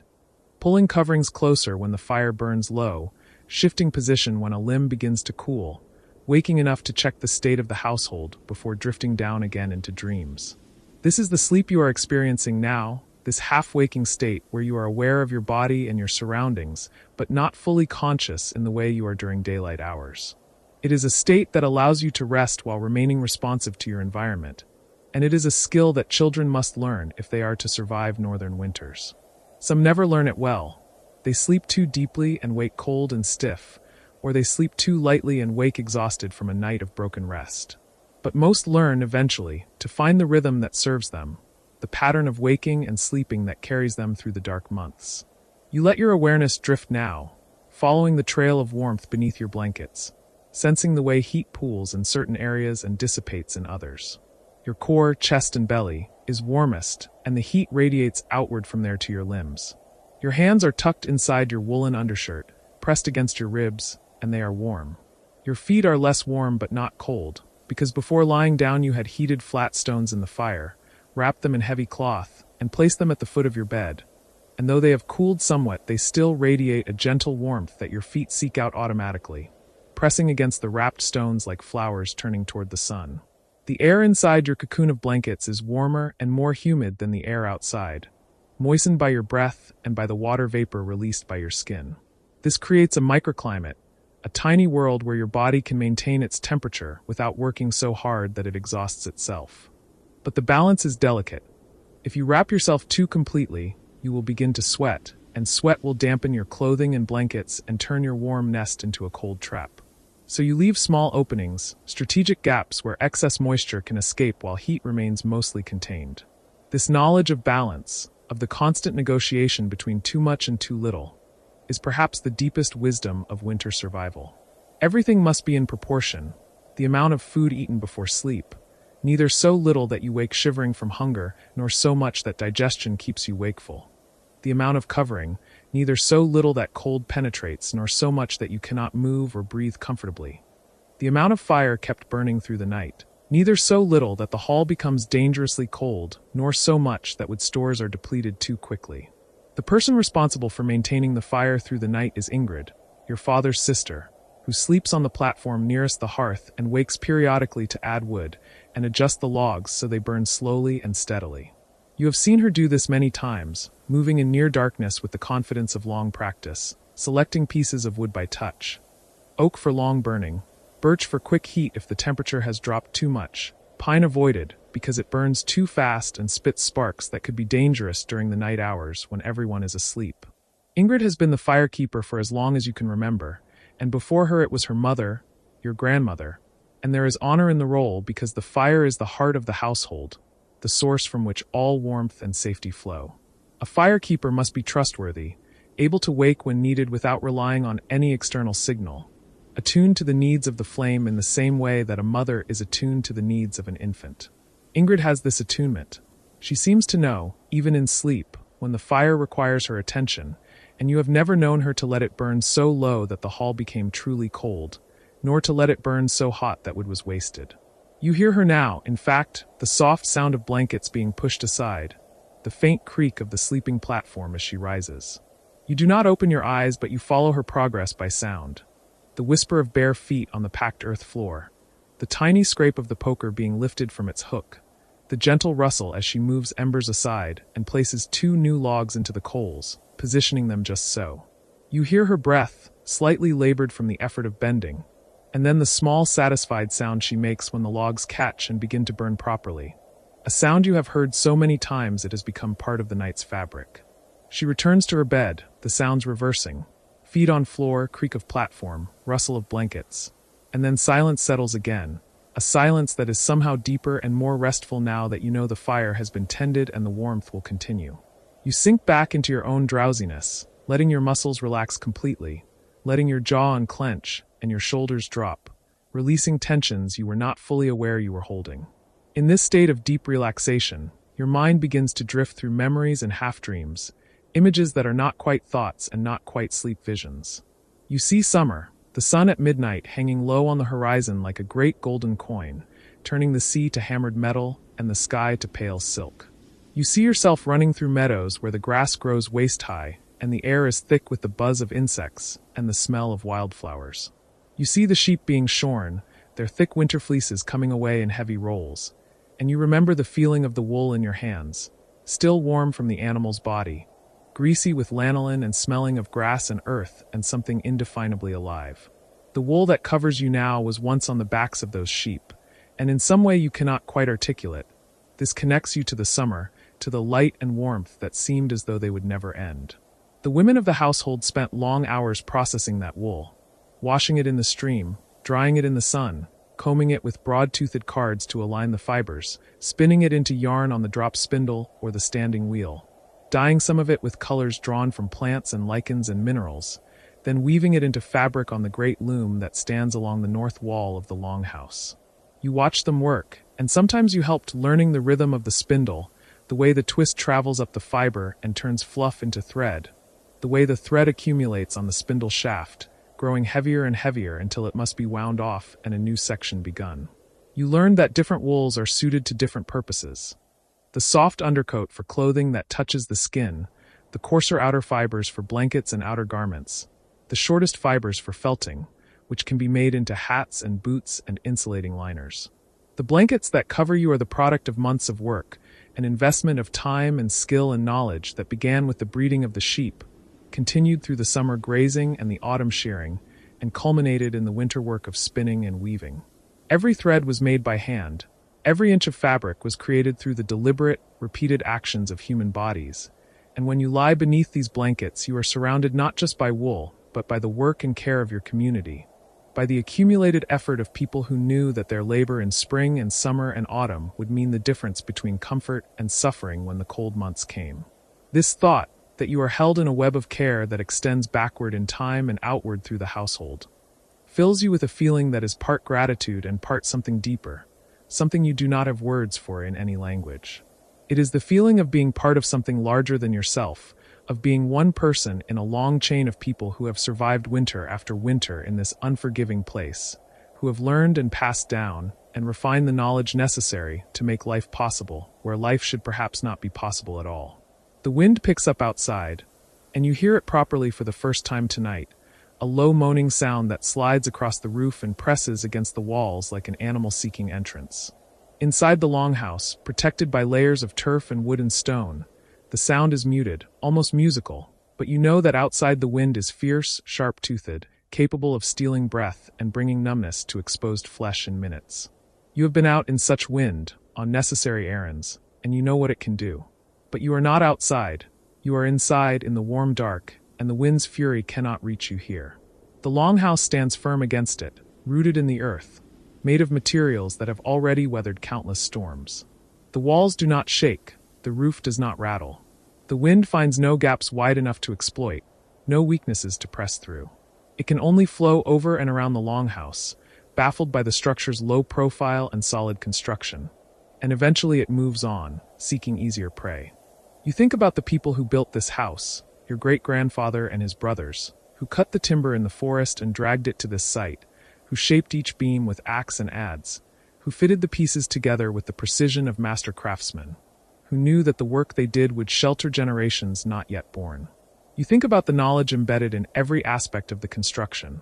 The angle of the roof, steep enough to shed snow, but not so steep that wind could catch it and tear it away. The thickness of the walls, calculated to provide maximum insulation without making the structure impossibly heavy.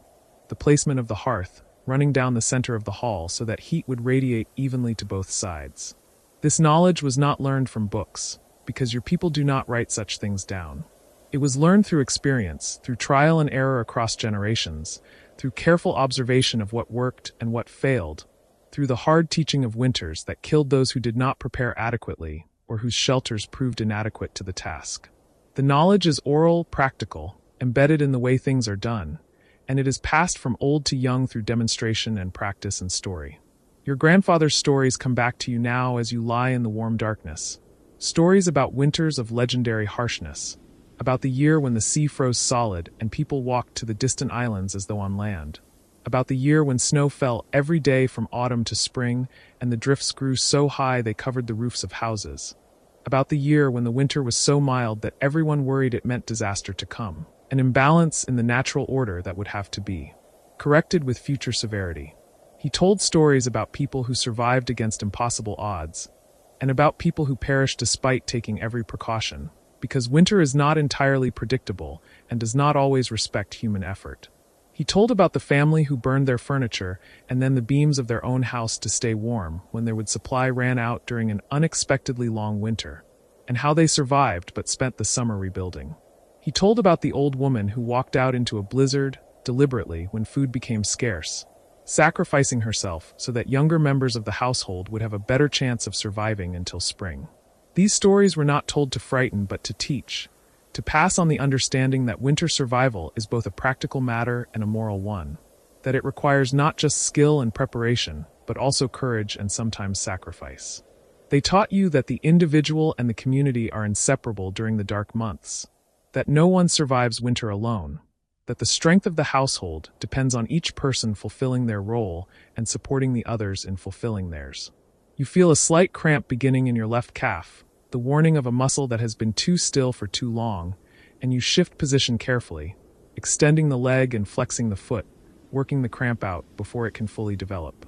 The movement causes a small draft inside your blanket cave, a momentary influx of cooler air, but you adjust the coverings quickly, tucking the bearskin more tightly around your shoulders, and the warmth returns.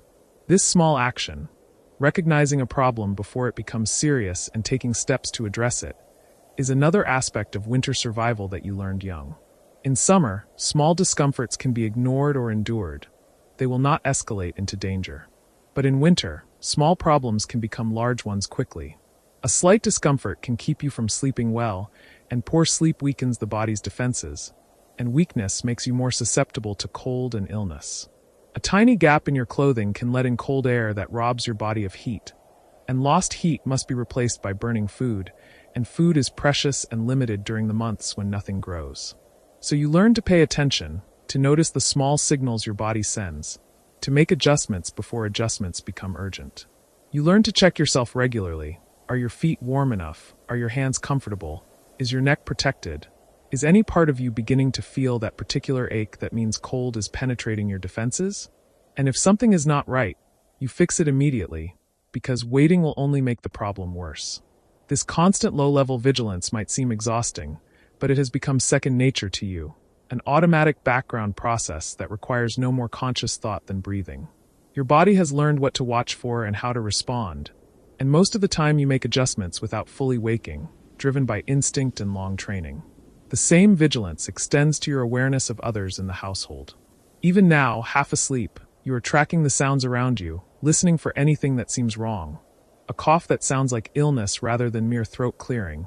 A pattern of restless movement that might mean someone is in distress. A child's whimper that might escalate into real crying if not addressed. This collective watchfulness is part of what keeps the household safe. Everyone monitors everyone else, not intrusively but with the gentle attention of people who understand that all are dependent on all. You hear, some distance down the hall, the sound of a mother comforting a child, a soft murmuring too quiet for you to make out words, and the child's restless sounds subside back into sleep. You recognize the voices, Astrid and her youngest daughter, Thora, who is 3 winters old and sometimes wakes frightened in the night, confused by the darkness and the close walls. Astrid is patient with her, as she must be, knowing that the child will outgrow these fears as she comes to understand that the longhouse is safe, that the darkness is friendly, that the sounds of the night are familiar and unthreatening. You remember being that age yourself. Remember the nightmares that came sometimes, dreams of cold and falling and being lost in snow that went on forever. You remember waking in panic and being gathered into your mother's arms, held close while she rocked you and sang the old songs, the ones her mother taught her, songs without words sometimes, just melody and rhythm, patterns of sound that meant safety and comfort, and the promise that morning would come eventually. The songs are part of the winter survival knowledge too, part of the way people stay sane and connected through the long dark months, when there is little to do except the endless handwork. Spinning, weaving, carving, mending, and the tedium can become oppressive. The household sings while working, songs that coordinate rhythm and make the work go faster, songs that tell stories and preserve history, songs that are simply beautiful, that feed something in the human spirit that needs feeding just as surely as the body needs food. Your mother has a sweet voice, clear and true, and often in the evenings she will sing while working her spindle, and others will join in. And for a while the longhouse fills with music that pushes back against the darkness and cold outside. Your father's voice is deeper, rougher, but strong, and he knows the old hero songs, the long complex ballads about voyages and battles and clever solutions to impossible problems. He will chant these sometimes, half singing, half speaking, while he works on carving a new handle for a tool or repairs a piece of harness, and you and the other young people listen and learn the words and melodies, storing them away for the future when you will sing them to your own children. The music is a kind of warmth too, different from the warmth of fire and blankets, but no less important. It warms the spirit, reminds everyone that they are human and not just animals huddled against the cold. It creates connection, binds the household together through shared rhythm and melody. And it marks time, giving structure to the long evenings when darkness falls in mid-afternoon and does not lift until late the next morning.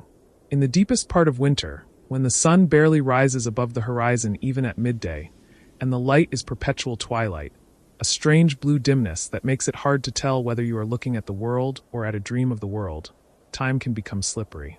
Days blend together. It becomes difficult to remember whether something happened yesterday or 3 days ago. The household keeps track in various ways.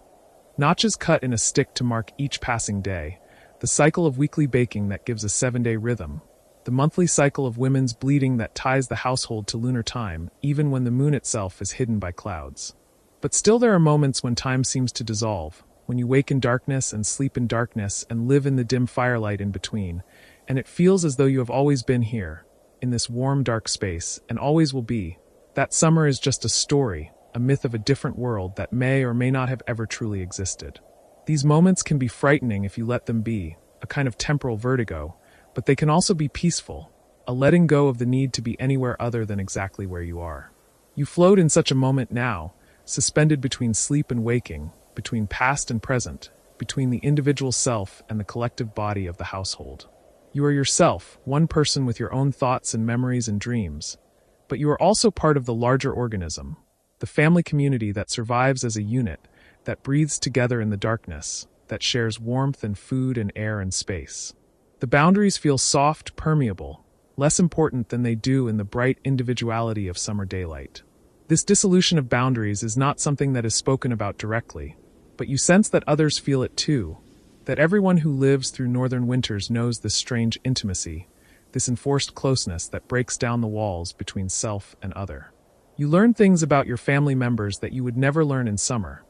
The sounds they make in sleep, the dreams they have and call out from, the particular smell of each person's body, the way each individual moves and breathes and exists in space.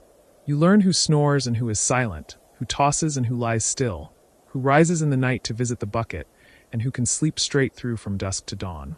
You learn whose feet smell, and who is meticulous about washing, who farts in their sleep, and who keeps their body's functions private and controlled.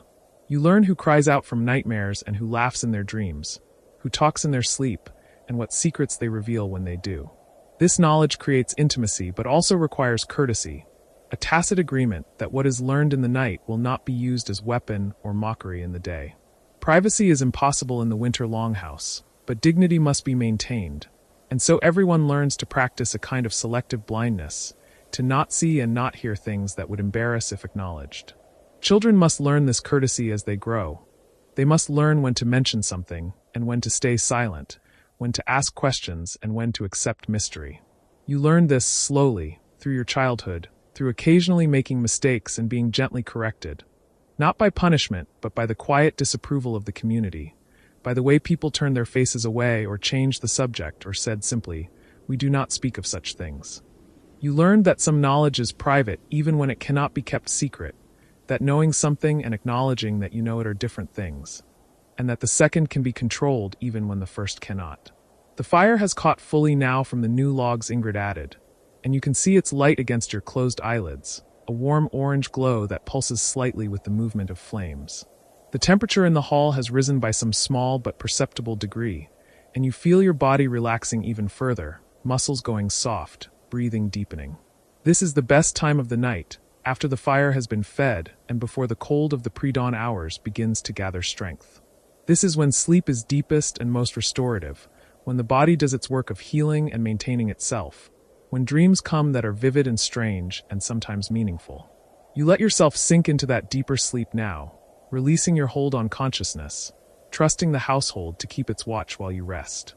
Your last half-aware thought is of gratitude, for the fire, for the blankets, for the solid walls, for the people breathing in the darkness around you, for the accumulated knowledge of generations that has brought you safely to this moment, warm and sheltered in the heart of winter's darkness.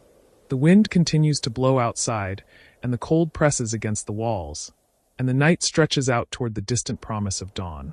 But inside the longhouse, inside your nest of wool and fur, inside the collective warmth of the household, you are safe. You sleep, and the others sleep, and the fire burns low and steady, and the long northern winter night holds you all in its ancient, patient hands. You wake before dawn on a morning when the darkness feels less absolute. The air inside the longhouse carries a different quality now, something you cannot name immediately but recognize in your bones. A subtle shift in weight, in texture, in the way sound travels across the smoke-stained beams overhead. You lie still beneath your furs, eyes open to the near blackness, and listen to the world breathe around you. The fire has burned low again, reduced to its familiar bed of coals that pulse with dull orange light. But even this dimness seems less oppressive than it did weeks ago. Something has changed. Something is changing still.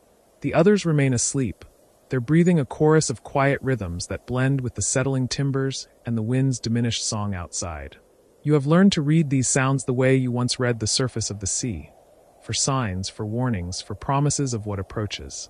And this morning, the promise is unmistakable. The winter is not finished, not nearly, but it has turned some invisible corner.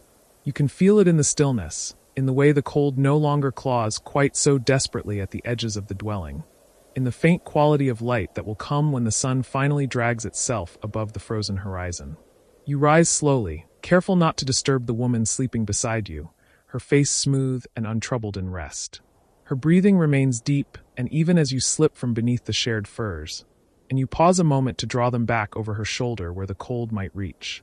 This small act of care costs you nothing, and means everything in a season that has demanded so much from each of you. You have learned this winter that survival is not only a matter of walls and fires and stored provisions. It is also this, the thousand small considerations that bind people together when the darkness stretches long and the world outside becomes hostile to human life. You dress in layers near the fire, adding each piece of clothing with deliberate attention. The wool undertunic, softened by countless wearings and washings. The heavier outer tunic, it's weaved tight enough to trap warmth against your skin. The leg wrappings that you wind carefully from ankle to knee, securing them with practiced efficiency. The leather shoes, lined with wool and grass that you replaced only days ago when the old padding became too compressed to offer insulation. Each item represents work. The shearing of sheep, the spinning of wool, the weaving of cloth, the tanning of hide. And each carries within it the accumulated knowledge of generations who learned to clothe themselves against winters like this one. Outside, the world is still locked in winter's grip, but the quality of that grip has changed. When you push through the outer door into the cold tunnel of the entrance passage, the air that meets you is sharp, but no longer quite so brutal. The wind has died to almost nothing, and in the pre-dawn stillness you can hear sounds that have been absent for weeks. The distant creak of ice settling, the faint trickle of water somewhere beneath the snow where the earth's own warmth has melted some small channel. These are the first whispers of transformation, barely audible but undeniably present. You stand in the entrance and watch the eastern sky begin its slow transformation from black to the deepest possible blue. Stars still burn overhead with that fierce winter clarity, but along the horizon a band of lighter color is spreading. So gradual you cannot actually see it move, but undeniable when you look away and then back again. You have witnessed this daily miracle throughout the winter, but this morning it feels different. This morning it feels like a promise being kept. The snow underfoot has transformed over the long months of cold. What began as soft accumulation has been compressed and refrozen countless times, creating a surface that is more ice than snow, treacherous and unforgiving.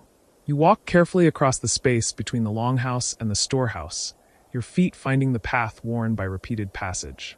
The cold penetrates through your layers, but it is a cold you have learned to live with, to accept as the price of movement, of continued life in this season of stillness. Inside the storehouse, the temperature is not much warmer than outside, but the absence of wind makes it feel almost mild by comparison. You can see your breath in thick clouds as you move among the remaining provisions, taking stock of what remains. The levels have dropped noticeably since the autumn when these shelves and barrels and hanging racks were full to abundance. But they have not dropped dangerously. The careful rationing, the collective discipline of the community throughout the darkest months, has ensured that enough remains to see you through to spring. You gather what is needed for the morning meal, dried fish, a small measure of grain, some of the root vegetables that have withered slightly in storage but remain sound, and carry them back across the frozen ground. The sky has brightened perceptibly in the brief time you were inside, and you pause again to watch the transformation. The band of lighter blue has expanded, pushing the darkness upward and back, and within it you can now see streaks of pink and amber, the first hints of the sun that still lies below the horizon but announces itself in these reflected colors. Back inside the longhouse, others are beginning to stir. You see movement in the sleeping alcoves, hear the soft murmur of voices, the rustle of furs being pushed aside. The fire needs tending, and you kneel beside it, adding fuel with the careful attention this task requires. Not too much, which would smother the coals and waste precious wood. Not too little, which would let the warmth die away. Just enough to coax the flames back to life, to spread their light and heat through the long hall where your community has sheltered through the winter's depth. The woman you slept beside emerges from the alcove, fully dressed, her hair braided back from her face. She joins you by the fire without speaking, and together you prepare the morning meal. There is a rhythm to this work that you have fallen into over the months, a division of tasks that requires no discussion. She grinds the grain while you prepare the fish. You tend the fire while she sets the water to heat. The movements are small and ordinary, but they contain within them all the accumulated wisdom of survival in this place, in this season. As the light outside grows stronger, the hall fills with the quiet activity of morning. People emerge from their sleeping spaces and gather near the fire, drawn by its warmth and by the smell of food being prepared. Children appear, rubbing sleep from their eyes, moving to stand close to the flames while their parents ensure they are properly dressed for the day ahead. The old woman who has been the keeper of so many stories throughout the winter settles onto her bench with a sigh of relief, her joints stiff from the cold and the hours of lying still. You serve the meal in wooden bowls, the food hot and plain and profoundly satisfying. There is not much of it, there never is in winter's depth, but it is enough. Enough to warm the belly, to provide fuel for the work of staying alive, to remind everyone gathered here that you have what you need, that the provisions laid by an autumn continue to sustain you. You eat slowly, letting the warmth spread through you, and watch the faces around you in the firelight. They are thinner than they were in autumn, all of them. The winter always takes something from the body, even when there is adequate food. But they are not gaunt. They are not desperate. They are simply changed by the season, marked by it in ways that will fade when the sun returns in strength. After the meal, the work of the day begins. It is different now than it was in the darkest part of winter, when simply maintaining warmth and preparing food consumed most of your energy. Now, with the days growing minutely longer each morning and evening, there is time and strength for other tasks. You take up the work of repairing a damaged section of the wall where the wind has worried loose some of the outer turfs. It is not urgent, not yet, but it will become so if left untended, and the slight moderation in the cold makes it possible to work outside for brief periods. You step back into the cold with tools in hand, a wooden shovel for packing snow, a knife for cutting fresh turf from the stack kept frozen and preserved for exactly this purpose, wooden pins for securing everything in place. 2 of the younger men come with you, and together you assess the damage. The wind has been relentless against this particular corner of the building, finding some small weakness and exploiting it throughout the long months. The turf blocks have pulled slightly away from their neighbors, and snow has infiltrated the gap, melting where it meets the warmer interior wall and refreezing into ice that pushes the gap wider still. The work is cold and awkward, your hands stiff even inside their wool wrappings. But there is satisfaction in it, in taking action against the slow entropy that winter brings to all human constructions. You remove the damaged sections carefully, cutting away the ice and packing fresh snow into the gap before fitting new turfs into place. The younger men watch and learn, their attention sharp despite the cold. They have seen this work done before, but there is difference between watching and doing, and you guide their hands when necessary, showing them how to angle the cut, how to fit the pieces so they overlap and interlock, creating a seal that will hold against the wind. By the time the work is finished, your hands are numb and your face aches from the cold, but the wall is sound again. You step back and examine it with critical eyes, looking for any gap or weakness that might require further attention. Finding none, you nod to the younger men and lead them back inside, where the warmth of the longhouse feels almost overwhelming after the time spent in the cold outside. The afternoon passes in the timeless way of winter afternoons. There is work to do. There is always work. But it is the steady, repetitive work of maintenance and repair rather than the desperate scramble of harvest or the urgent preparations of autumn. You work on mending a torn fishing net, your fingers moving through the familiar patterns of knotting and tightening, creating order from disorder, wholeness from damage. Others work at their own tasks around the hall, grinding grain, spinning wool, carving wood, tending children, keeping the fire fed and burning clean. The old woman tells a story in the middle of the afternoon, her voice rising above the quiet sounds of work. It is not one of the grand tales of heroes and gods that she has shared throughout the winter. Instead, it is something smaller and closer to home, a memory from her own youth, of a winter much like this one, when she was still learning the patterns and rhythms that would carry her through a long life in this harsh land. She speaks of her grandmother, who taught her the signs that foretell the turning of the season, the subtle shifts in wind and light, and the behavior of animals that announce when winter has begun to loosen its grip. You listen while you work, the rhythm of your hands matching the rhythm of her words. She describes how her grandmother could taste the coming spring in the snow, how the crystals changed in structure and flavor as the sun grew stronger. She tells of going out with the old woman on a morning much like this one, standing in the pre-dawn darkness, and watching for the precise moment when the light shifted from the blue-black of deep winter to the softer blue that carries within it the memory of warmer days. She speaks of patience, of endurance, of the knowledge that winter always ends, even when it seems impossible that anything could survive its depth. When she finishes, there is a long moment of comfortable silence in the hall. Her words have reminded everyone of something essential: that you are not the first to endure this season, that countless generations have done exactly what you are doing now, and that their knowledge and their survival make yours possible. You are links in a chain that stretches back into the unmeasured past and forward into an unknowable future, and the strength of that chain lies in each individual link doing what must be done, learning what must be learned, and passing it forward to those who come after. As the afternoon fades toward evening, you step outside again to watch the sunset. The sky has remained clear throughout the day, a rarity in this season of clouds and storms, and the western horizon is beginning to kindle with color. You stand in the cold and watch the transformation, the way the light changes moment by moment, painting the snow in shades of rose and gold and deep purple. The temperature is already dropping with the sun's departure, and you know that tonight will be cold, perhaps as cold as any night this winter. But you also know that each day now brings you closer to the end of this darkness, to the return of the light and warmth that make this land habitable for half the year. Others come to stand with you, drawn by the beauty of the sunset or by the simple human need to mark the day's passage. You stand together in silence, watching the sun sink toward the horizon. It touches the edge of the world and seems to pause there, balanced between day and night, between winter and the distant promise of spring. Then it slides down and away, and the colors deepen and spread across the entire western sky, a final gift of light before the darkness returns. Back inside, the evening meal is prepared and shared. There is more food than in the morning, though still not abundance. Fish stew with root vegetables and grain, thick and warming. You eat slowly, savoring each bite, feeling the warmth spread through your body. Around you, the community settles into the familiar patterns of evening. Conversation near the fire, quiet work in the dimmer spaces, children being prepared for sleep, the constant attention to maintaining warmth and comfort through another long night. Later, when most have retired to their sleeping alcoves, you remain by the fire with a handful of others. The conversation is quiet and desultory, touching on small matters: the repairs made today, the provisions remaining, the signs that suggest the worst of winter may have passed. No one speaks of the spring directly, as though giving voice to that hope might somehow jinx it, might cause winter to tighten its grip once more.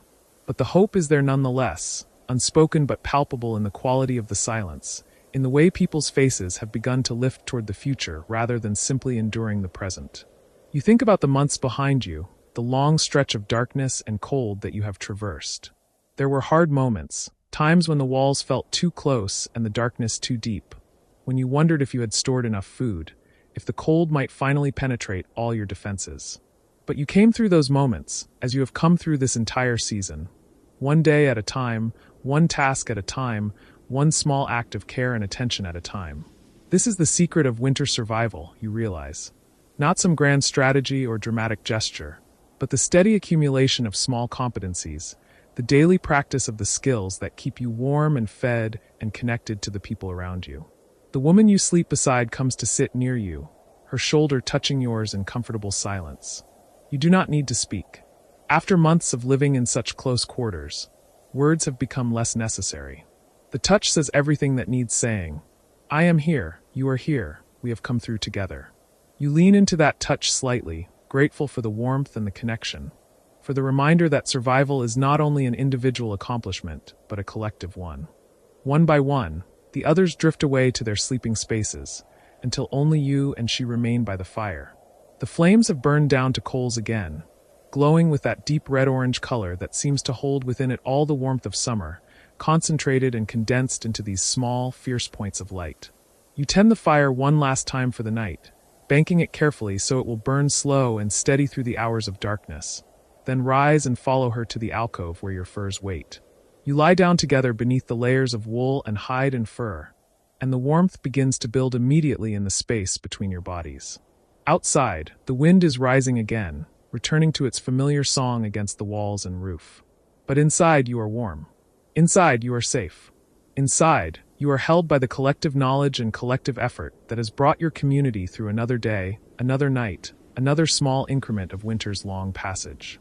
As sleep begins to pull you down into its embrace, your thoughts drift back to the sunset, to the colors that spread across the sky like a promise. You think about the light returning, about the days growing longer by measures so small they are almost imperceptible but undeniably real. You think about the work that waits in the spring, the fields to be prepared, the boats to be readied, the whole cycle of the year beginning again. But that is still distant, still hidden beyond weeks of cold and darkness yet to come. For now, there is only this, the warmth of the firs, the presence of another breathing quietly beside you, the solid walls around you, and the knowledge that you have what you need to continue. For now, that is enough.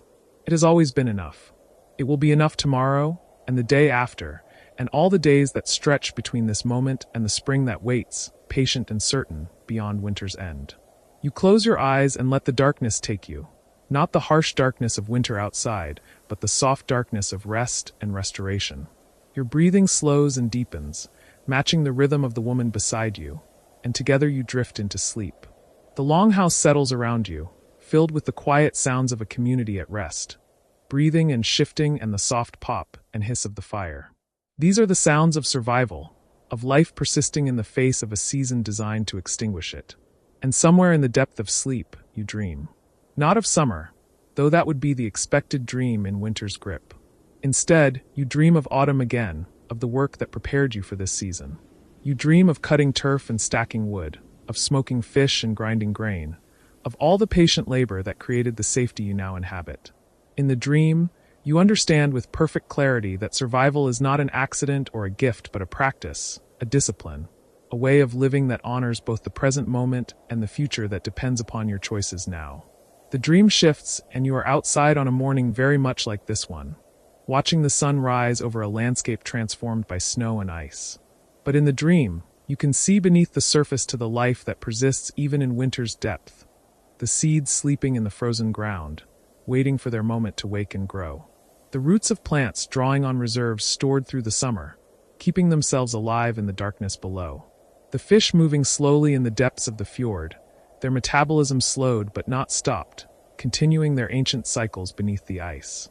And you understand, in the way of dreams, that you are no different from these plants and fish and sleeping seeds. You too are drawing on reserves, enduring through darkness, waiting for the light that will surely come. The difference is that you have consciousness, awareness, the ability to prepare deliberately for what you know is coming. This is the gift of human intelligence. Not the power to escape the seasons or to live beyond their reach, but the ability to anticipate, to prepare, to create shelter and store food and build communities that carry each member through the times when survival alone would fail. The dream releases you gently, and you drift in the wordless space between sleep and waking, aware of warmth and darkness and safety. Time passes unmeasured and immeasurable. The fire burns low and lower. The wind continues its song outside. The community sleeps on, each person held in their own dreams or their own dreamless rest. And then, so gradually you cannot mark the exact moment, you begin to wake. The quality of the darkness inside the longhouse has changed in some subtle way, suggesting that dawn is approaching outside, that another night has passed and another day is beginning. You lie still and let consciousness return fully, feeling the weight of the firs over you, the warmth trapped beneath them, the solid floor below, and the roof overhead. You are here. You have come through another night. The winter continues, but so do you. You think about the day ahead, the tasks that will need attention, the small acts of maintenance and care that fill the winter hours. There will be food to prepare and share. There will be work on tools or clothing or the building itself. There will be stories and conversation, silence and companionship, the ordinary rhythms of life continuing in the face of extraordinary cold and darkness. And you think about the days beyond today, the slow progression towards spring that has begun, imperceptible perhaps from one day to the next, but undeniable over the span of weeks. Each sunrise will come a little earlier. Each sunset will arrive a little later. The light will return by degrees, warming the frozen earth, melting the snow, opening the fjord, calling the birds back from wherever they spend the winter months. Life will return to the surface of the land, emerging from the shelters and hiding places where it persisted through the cold. You will be there to witness it, you and all the others sleeping around you now. You will emerge from this longhouse when the weather finally breaks, blinking in sunlight that suddenly seems impossibly bright after months of dim firelight and brief, weak winter days. You will work the fields and fish the waters and do all the things that mark the warmer seasons. And while you work, some part of you will remember this, the long darkness, the patient endurance, the ways you learned to survive winter's depth. But that is still ahead, still hidden in the future that you cannot quite reach from this moment. For now, there is only the slow approach of dawn, the warmth of the firs, the sound of others breathing in the darkness around you. For now, there is only this moment of transition, of emerging from sleep into another day, another chance to practice the skills of survival, to honor the knowledge passed down to you, to live in the season that is rather than the season you wish for. You open your eyes to the familiar darkness of the longhouse interior. The fire has burned down to barely glowing coals, and you know it will need tending soon. But not yet. Not quite yet. For just this moment, you allow yourself to simply lie here, warm and alive, held by the shelter that human hands built and human foresight stocked, surrounded by the community that makes life possible in this beautiful, harsh, demanding land. The moment stretches and holds, perfect in its simplicity. Then you take a breath and begin to move, pushing back the furs, preparing to rise and meet whatever this new day will bring. You wake before dawn, though dawn itself feels like a word borrowed from another season, another world where light arrives punctually and the sun climbs with certainty into a waiting sky. Here, in the deepest grip of winter's final weeks, dawn is less an event than a prolonged negotiation, a gradual softening of black to charcoal to slate, a reluctant admission that day exists somewhere beyond the thick stone walls that have held you through the months of darkness. Your eyes open to the familiar shadows of the longhouse ceiling, the massive oak beams crossing overhead like the ribs of some great creature that swallowed you whole and now keeps you safe in its belly.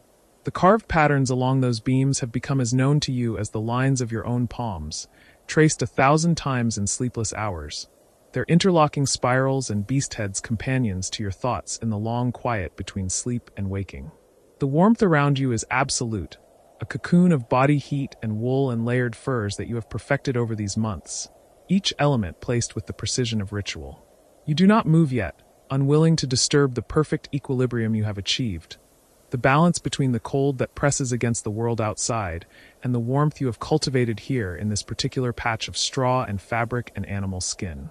Beside you, the breathing of others creates a rhythm that has become the heartbeat of your winter, the slow rise and fall of chests, the occasional shift of limbs beneath shared coverings, the small sounds of bodies at rest that speak of safety, of continuation, of another night successfully navigated.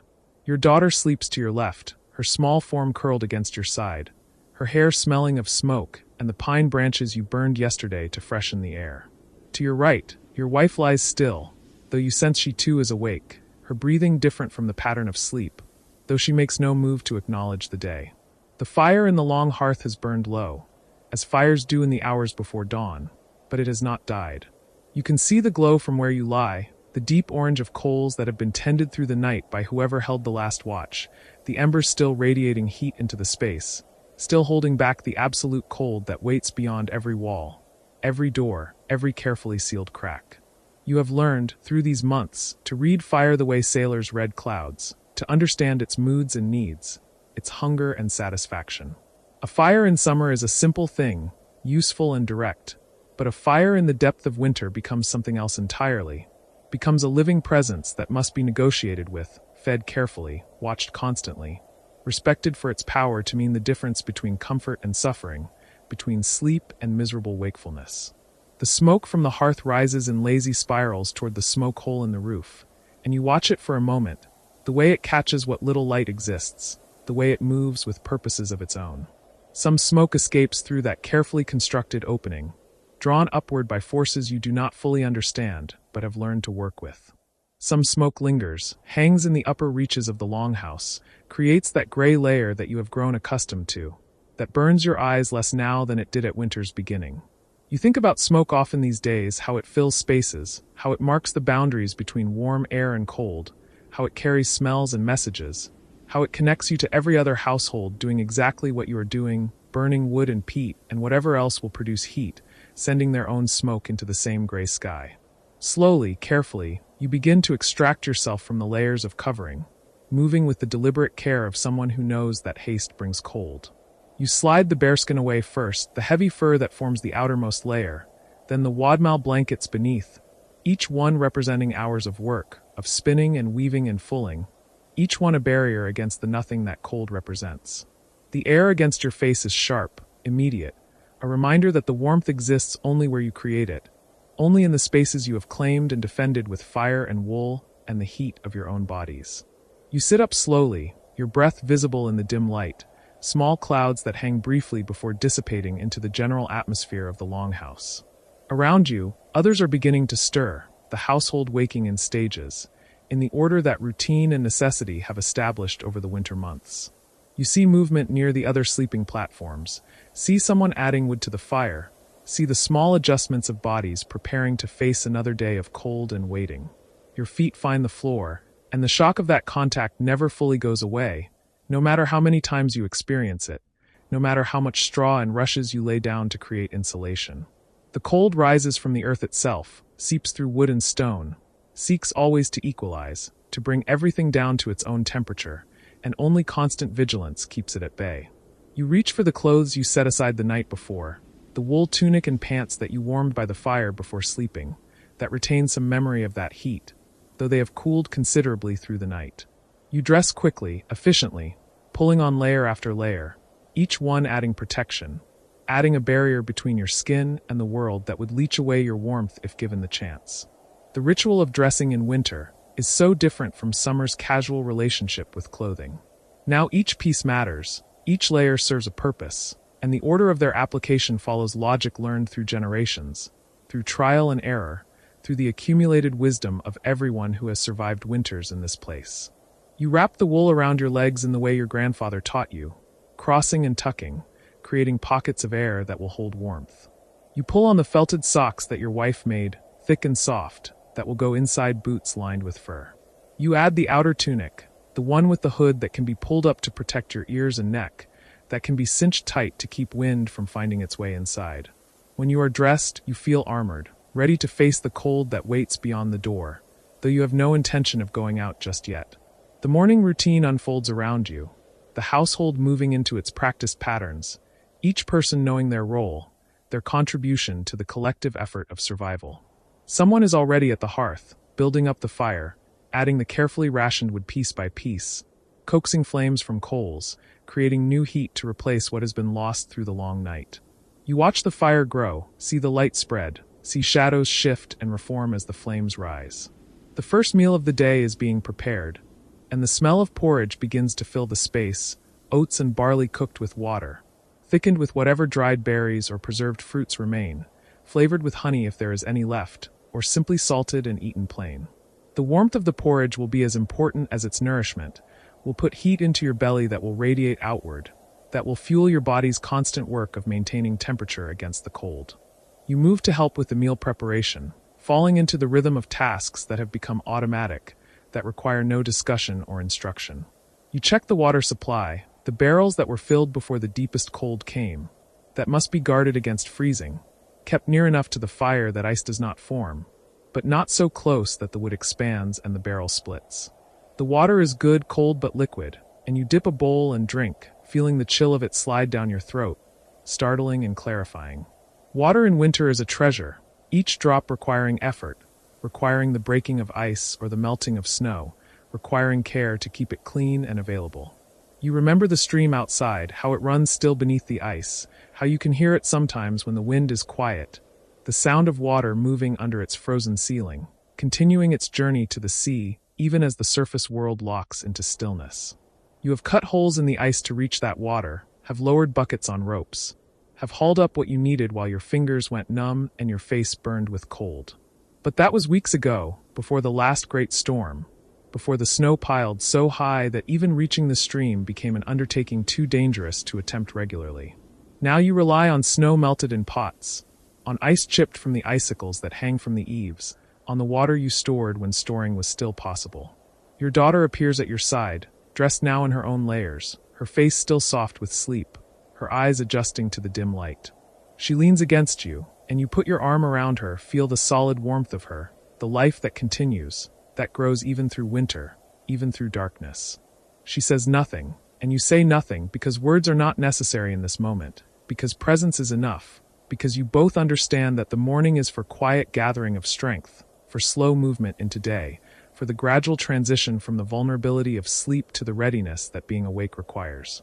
The porridge is ready, and bowls are passed around, the household gathering near the fire, sitting on benches and stools, holding the warm bowls in their hands, letting the heat seep into their palms before they begin to eat. This is communion, this sharing of warmth and food in the dim light of early morning. This gathering that affirms you are all still here, all still alive, all still capable of facing another day. You eat slowly, deliberately, tasting the grain and the slight sweetness of the few dried berries that were added, feeling the warmth spread through your chest, through your limbs, fueling the internal fire that must never be allowed to go out. Around you, others eat with the same deliberate focus, the same appreciation for warmth and nourishment, the same understanding that this simple meal is an act of survival, an act of defiance against the cold that would consume you if you let it. When the meal is finished, the bowls are collected and will be cleaned later, when water can be spared, when the fire is hot enough to warm water for washing. For now, they are stacked to the side, and attention turns to the day's tasks, to the work that must be done even in the depth of winter, even when the world outside is hostile and forbidding. Someone must tend the animals, the sheep and goats that share the lower level of the longhouse, separated from your living space by a low wall, but close enough that their body heat rises to add to the warmth of the whole structure. You can hear them now, moving in their stalls, waiting to be fed, waiting for water, their presence a constant reminder that survival is a collective effort that includes more than just human lives. Others will work on repairs that can be done inside, the endless tasks of maintaining tools and clothes and household goods, the mending of tears, the sharpening of blades, the weaving of new cloth from thread that was spun in darker days. Your wife settles near the best light, the place where illumination from the fire and from the small opening near the roof converges, and begins work on a sock that is more whole than fabric, that needs careful attention to be made whole again. You find yourself drawn to the door, not to go out but to check the seal, to make sure that the stuffing of wool and moss that lines every gap is still in place, still doing its job of keeping wind and cold from finding their way inside. You run your hands along the frame, feeling for drafts, for any place where the barrier has failed, and find nothing that needs immediate attention. The wood of the door is thick, solid, carved with patterns that serve both decoration and function, the grooves creating additional barriers to wind, the design itself a prayer for protection, for endurance, for the strength of the home to hold against all that threatens it. You press your palm against the wood, feel the cold radiating from the other side, feel the vast difference in temperature between inside and out, and you marvel again at how thin the barrier is, how much depends on these few inches of oak, on the skill of those who built this place, on the constant vigilance of those who maintain it. Outside, the world exists in a state you can barely imagine from inside the relative warmth of the longhouse. The snow lies deep, sculpted by wind into shapes both beautiful and alien, drifts that reach halfway up the walls, surfaces that glitter in whatever weak light manages to filter through the clouds. The cold out there is absolute, the kind that would freeze exposed skin in minutes, that would turn breath to ice in your beard, that would make your eyes water and then freeze those tears on your lashes. But you are not out there. You are here, in this space that you and your people have created, in this pocket of warmth and life that you have carved out of the winter, and that fact alone is worth celebrating, is worth acknowledging with gratitude and respect for all the knowledge and work that makes it possible. You move away from the door, return to the central area of the longhouse where the fire burns and people work, and the life of the household continues its slow, steady rhythm. Your son is practicing knot work, his young fingers fumbling with the rope, learning the patterns that will serve him all his life, that will allow him to secure cargo, to mend nets, to perform 1,000 tasks that require nothing more than rope and knowledge and patient fingers. You sit beside him, not offering instruction unless he asks, simply being present, available, letting him learn through struggle and discovery the way you learned, the way everyone learns who truly masters a skill. He glances at you occasionally, checking if he has the pattern right, and you nod or shake your head slightly, guide him toward success without robbing him of the satisfaction of finding his own way. The morning stretches on, measured not by clock or sun position, but by the accumulation of small tasks completed, by the gradual increase in light as day establishes itself outside, by the rhythm of work and rest, and the tending of fire that structures all winter days.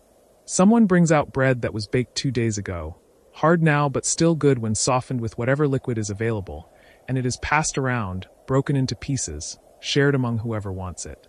You take a piece, dip it in what remains of your morning porridge, let it soften before chewing, tasting the grain and the slight sourness of the leaven, the simple satisfaction of food that requires no preparation. that can be eaten without ceremony or fuss.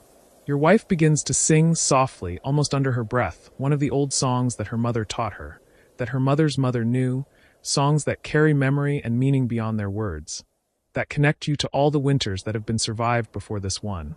All the people who sat in longhouses like this one, doing exactly what you are doing, waiting for spring, holding on to warmth and life and each other. Others join the song, harmonizing without discussion, their voices blending into something larger than any individual contribution, creating sound that fills the space, that pushes back against silence and cold, that affirms presence and continuity. You add your own voice, finding the familiar melody, letting it carry you along, letting the song be what it has always been, a weapon against despair, a celebration of persistence, a declaration that you are here. You are alive, you will continue. The song ends as organically as it began, voices dropping away one by one until only the fire speaks, crackling softly, consuming the wood that feeds it, transforming solid matter into heat and light, and the smoke that rises toward the roof. You think about all the fires burning at this moment, in all the longhouses scattered across the landscape, each one a point of warmth in the cold, each one representing the same struggle, the same determination, the same techniques and knowledge that you employ here. You imagine you could map the settlements by their smoke, by the gray columns rising into the gray sky, each one saying, "We are here, we endure, we will see another spring." The animals below make noise, and someone goes down to tend to them, to distribute the hay that was cut and stored in summer, that represents the green world captured and preserved, brought forward through time to feed creatures who must also survive the winter without access to the pastures and fields that sustain them in warmer months. You hear the sounds of feeding, the contented noises of sheep eating, the rustle of movement in straw, and these sounds too become part of the texture of the day, part of the ongoing symphony of survival. You find yourself thinking about the progression of the winter, about how you have moved through its stages, each one bringing different challenges, different requirements. The early winter, when cold first arrived but the routines were not yet established, when mistakes were still being made and lessons learned. The deep winter, the darkest time, when the sun barely rose and days were measured in hours of twilight rather than hours of light, when the cold was most absolute and the work of staying warm consumed almost all energy and attention.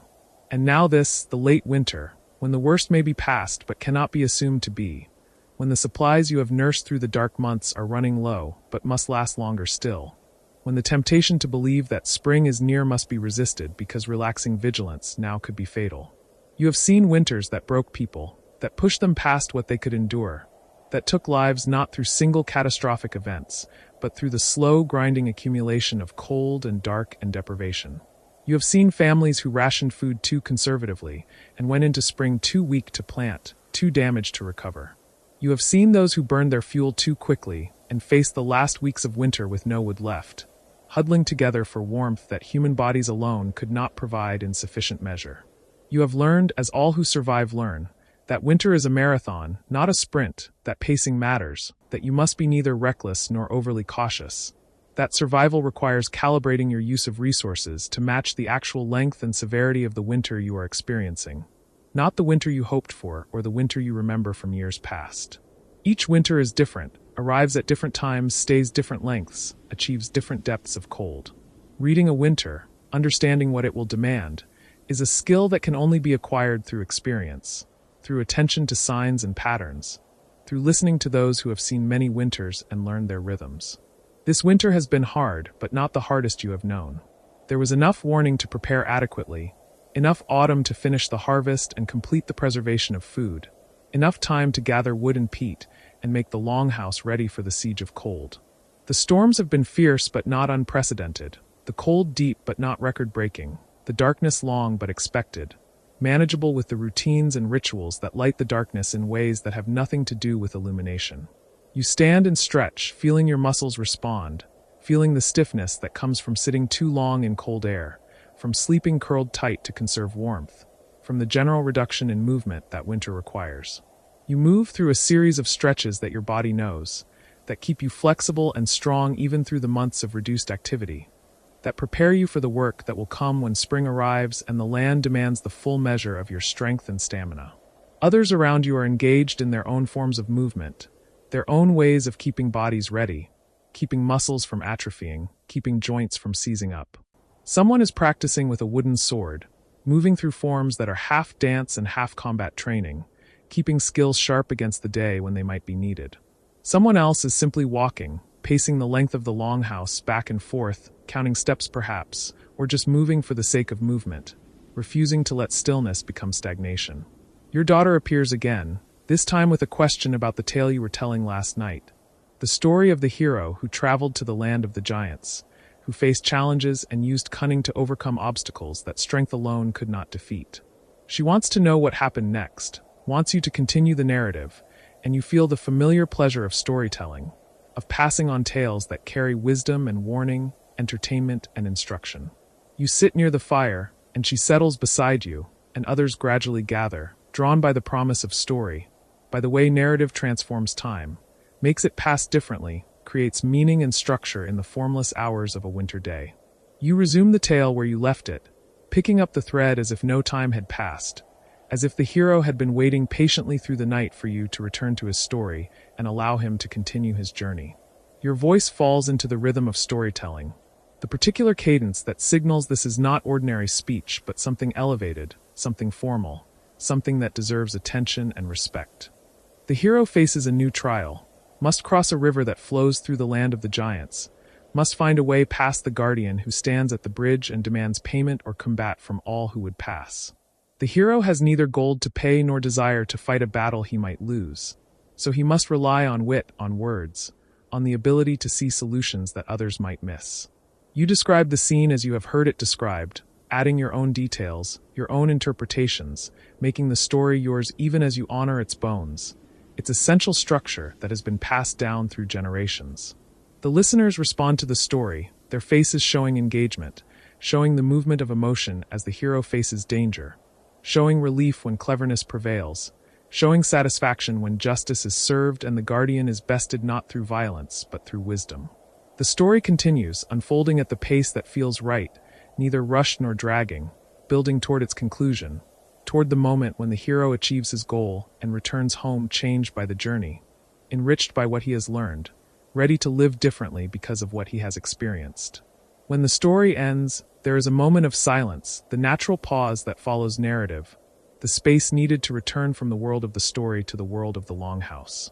Then conversation resumes, people commenting on the tale, drawing parallels to their own lives, debating whether the hero made the right choices, whether other solutions might have been possible.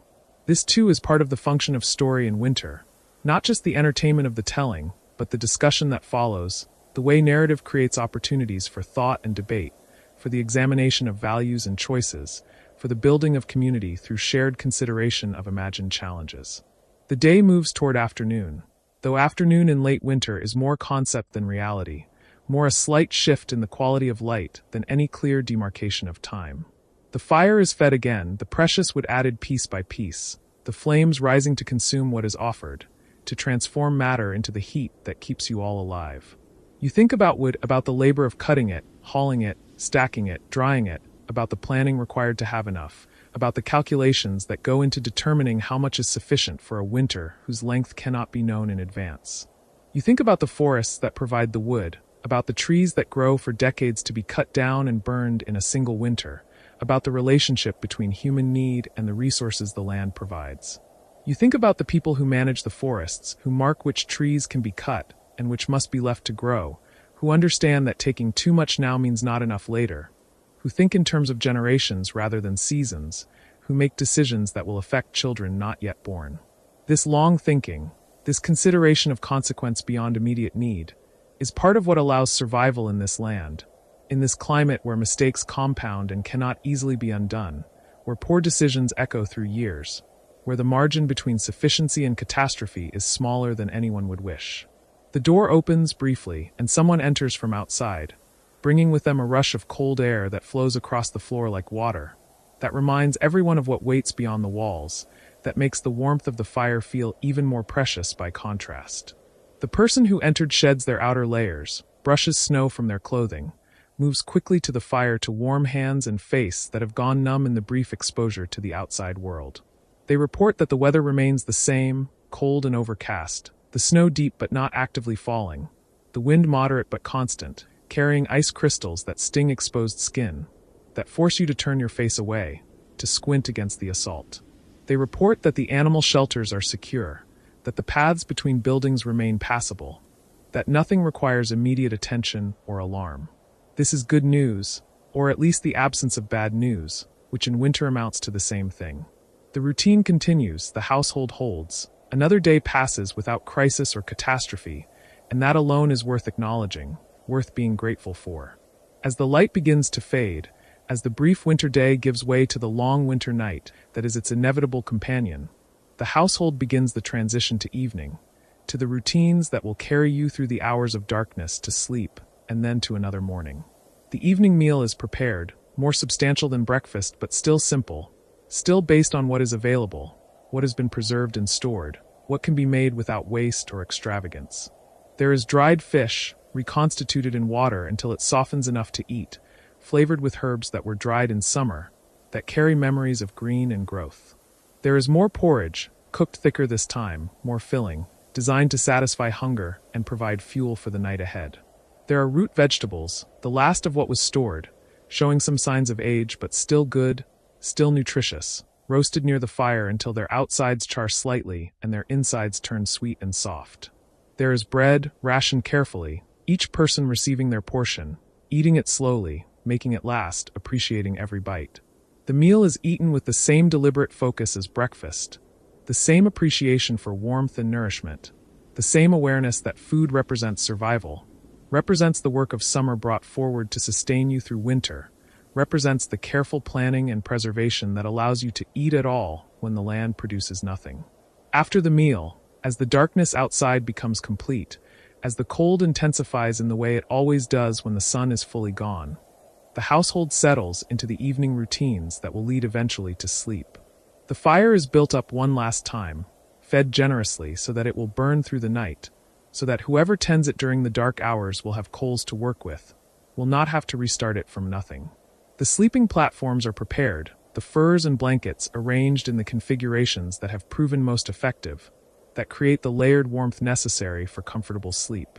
Your daughter helps with this work, learning by doing, understanding through practice how to construct a proper sleeping space, how to layer materials for maximum warmth, how to seal edges so that cold air cannot creep in during the night. Someone begins another song, different from the morning's, slower, more meditative, a song designed to calm, to settle, to prepare mind and body for rest. The melody is ancient, carried forward through centuries, sung by your ancestors in longhouses like this one, facing winters like this one, doing exactly what you are doing, surviving through knowledge and community, and the refusal to surrender to cold and darkness. You join the song, your voice blending with the others, creating harmony that rises to the beams above, that fills the space with sound that is both purposeful and beautiful, that serves the function of marking the day's end, of signaling the transition to night, of affirming one more time that you are here, you are together, you will face the darkness as you have faced all the other darkness, with fire and warmth and the presence of those you love. When the song ends, people begin to retire to their sleeping spaces, beginning the careful process of settling in, of arranging themselves within the layers of covering, of finding comfortable positions that can be maintained through the hours of sleep. You help your daughter into her place, tuck the furs around her, make sure she is secure and warm before you attend to your own needs. Your wife is already in her place, and you slide in beside her, feeling the familiar warmth of her body, the comfort of her presence. You arrange the layers above you, the bearskin and the wadmal and the wool, creating the cocoon that will hold you through the night, that will keep your body heat close, that will allow you to sleep without shivering, without waking every hour to the cold. The last conversations of the day drift through the longhouse, quiet voices saying goodnight, making final observations about the day, planning for tomorrow in the tentative way that all winter plans are made, contingent on weather, on need, on the 100 variables that cannot be controlled or predicted. You lie still, feeling the warmth build around you, feeling your body begin to relax, begin to release the tension of waking, begin to move toward the vulnerability of sleep. The fire glows in the darkness, painting the ceiling beams with moving light, creating shadows that shift and dance, that give the illusion of movement to the carved patterns above. You think about the winter, about how far you have come, about how much longer you must hold on. Spring will come, you know this with certainty, have seen enough winters to trust that the cycle continues, That cold eventually gives way to warmth. That snow melts and grass grows and the world returns to life. But spring is not here yet, and you cannot afford to anticipate it too eagerly, cannot afford to relax your vigilance or your discipline. You must continue to do what you have been doing, must continue to tend the fire and ration the food and maintain the warmth and tell the stories and sing the songs and support each other through the days and nights that remain. You must continue to be patient, to be careful, to be thorough in all the small tasks that add up to survival. You close your eyes, feeling the warmth around you, hearing the breathing of others settling into sleep, hearing the fire crackling softly, hearing the wind outside, distant and irrelevant, unable to reach you here in this space you have created and defended. You think about your ancestors, about all the winters they survived, about the knowledge they accumulated and passed down, about the techniques and strategies that you employ without even thinking about them. So deeply have they been ingrained through teaching and practice. You think about the children sleeping nearby, about the winters they will face, about the knowledge you are passing to them through example and instruction, about the chain of survival that stretches backward into the past and forward into the future. You feel gratitude, simple and profound, for the longhouse that shelters you, for the fire that warms you, for the furs that cover you, for the food that sustains you, for the people who surround you, for the knowledge that guides you, for the strength that carries you, for the patience that sustains you. You feel your breathing slow, feel your mind begin to drift, feel the edges of consciousness blur as sleep approaches. You do not fight it, do not resist, you welcome it as you welcome warmth, as you welcome rest, as you welcome the temporary escape from cold and awareness that sleep represents. The longhouse holds you, holds all of you, its thick walls and solid roof and carefully sealed doors standing between you and the winter night. The fire burns, tended by those whose turn it is to watch, maintained through the dark hours, never allowed to die, never allowed to fail in its essential function. The animals below shift in their sleep, their body heat rising to add to the warmth of the space above, their presence a reminder that survival is a collective effort, that humans and animals share this shelter, share this struggle, share this determination to outlast the cold. And outside, the winter continues, the cold and the snow and the wind, the vast indifferent power of the season that cares nothing for human need or human effort. That simply is, that will remain until the sun returns with sufficient strength to challenge it, to melt the snow and warm the earth and call forth the green that waits beneath the frozen surface. But you are not outside. You are here, in this warm darkness, surrounded by family and community, protected by knowledge and preparation, held safe by the accumulated wisdom of generations. You are breathing slowly, deeply, your body relaxed, your mind at peace, moving steadily toward sleep, toward rest, toward the restoration that will allow you to face another day when morning comes. The rhythm of breathing fills the space, the slow, steady pattern of bodies at rest, lungs filling and emptying, hearts beating, life continuing, persistent and patient and utterly determined. You sleep, and in sleeping you survive, and in surviving you affirm the possibility of future, of spring, of continuation, of all the days and seasons that will follow this long, cold night. The winter holds you, and you hold the warmth, and the balance persists fragile and strong, temporary and eternal, the ancient dance of human and cold that has played out in countless variations since your people first came to this land, since they first learned to build fires and weave wool and construct shelters that could hold back the night. You sleep, and the fire burns, and the wind blows, and the world turns toward spring, though spring is still weeks away, still hidden, still only a promise that must be taken on faith. You sleep, warm in the knowledge of survival, secure in the practices of persistence, at peace in this moment of rest between the work of yesterday and the work of tomorrow. The longhouse breathes with you, holding its warmth, maintaining its function, providing what it was built to provide, shelter and safety and the space to endure. And in the morning, you will wake, and the day will unfold in its familiar patterns, and you will do again what you have done before, what you will do again tomorrow, the endless patient work of staying alive through winter, of holding on until the season turns, of keeping the fire burning and the cold at bay and the hope alive that spring will come, as it always has, as it always will, as certain as breath, as inevitable as dawn, as promised as the return of light to the darkness that only seems eternal but is not, has never been, will never be, because you and your people endure, persist, survive, continue, holding warmth in the long cold night, sleeping through winter, waking to spring, living the ancient pattern that defines your existence in this place, in this climate, in this beautiful, harsh, impossible, necessary life.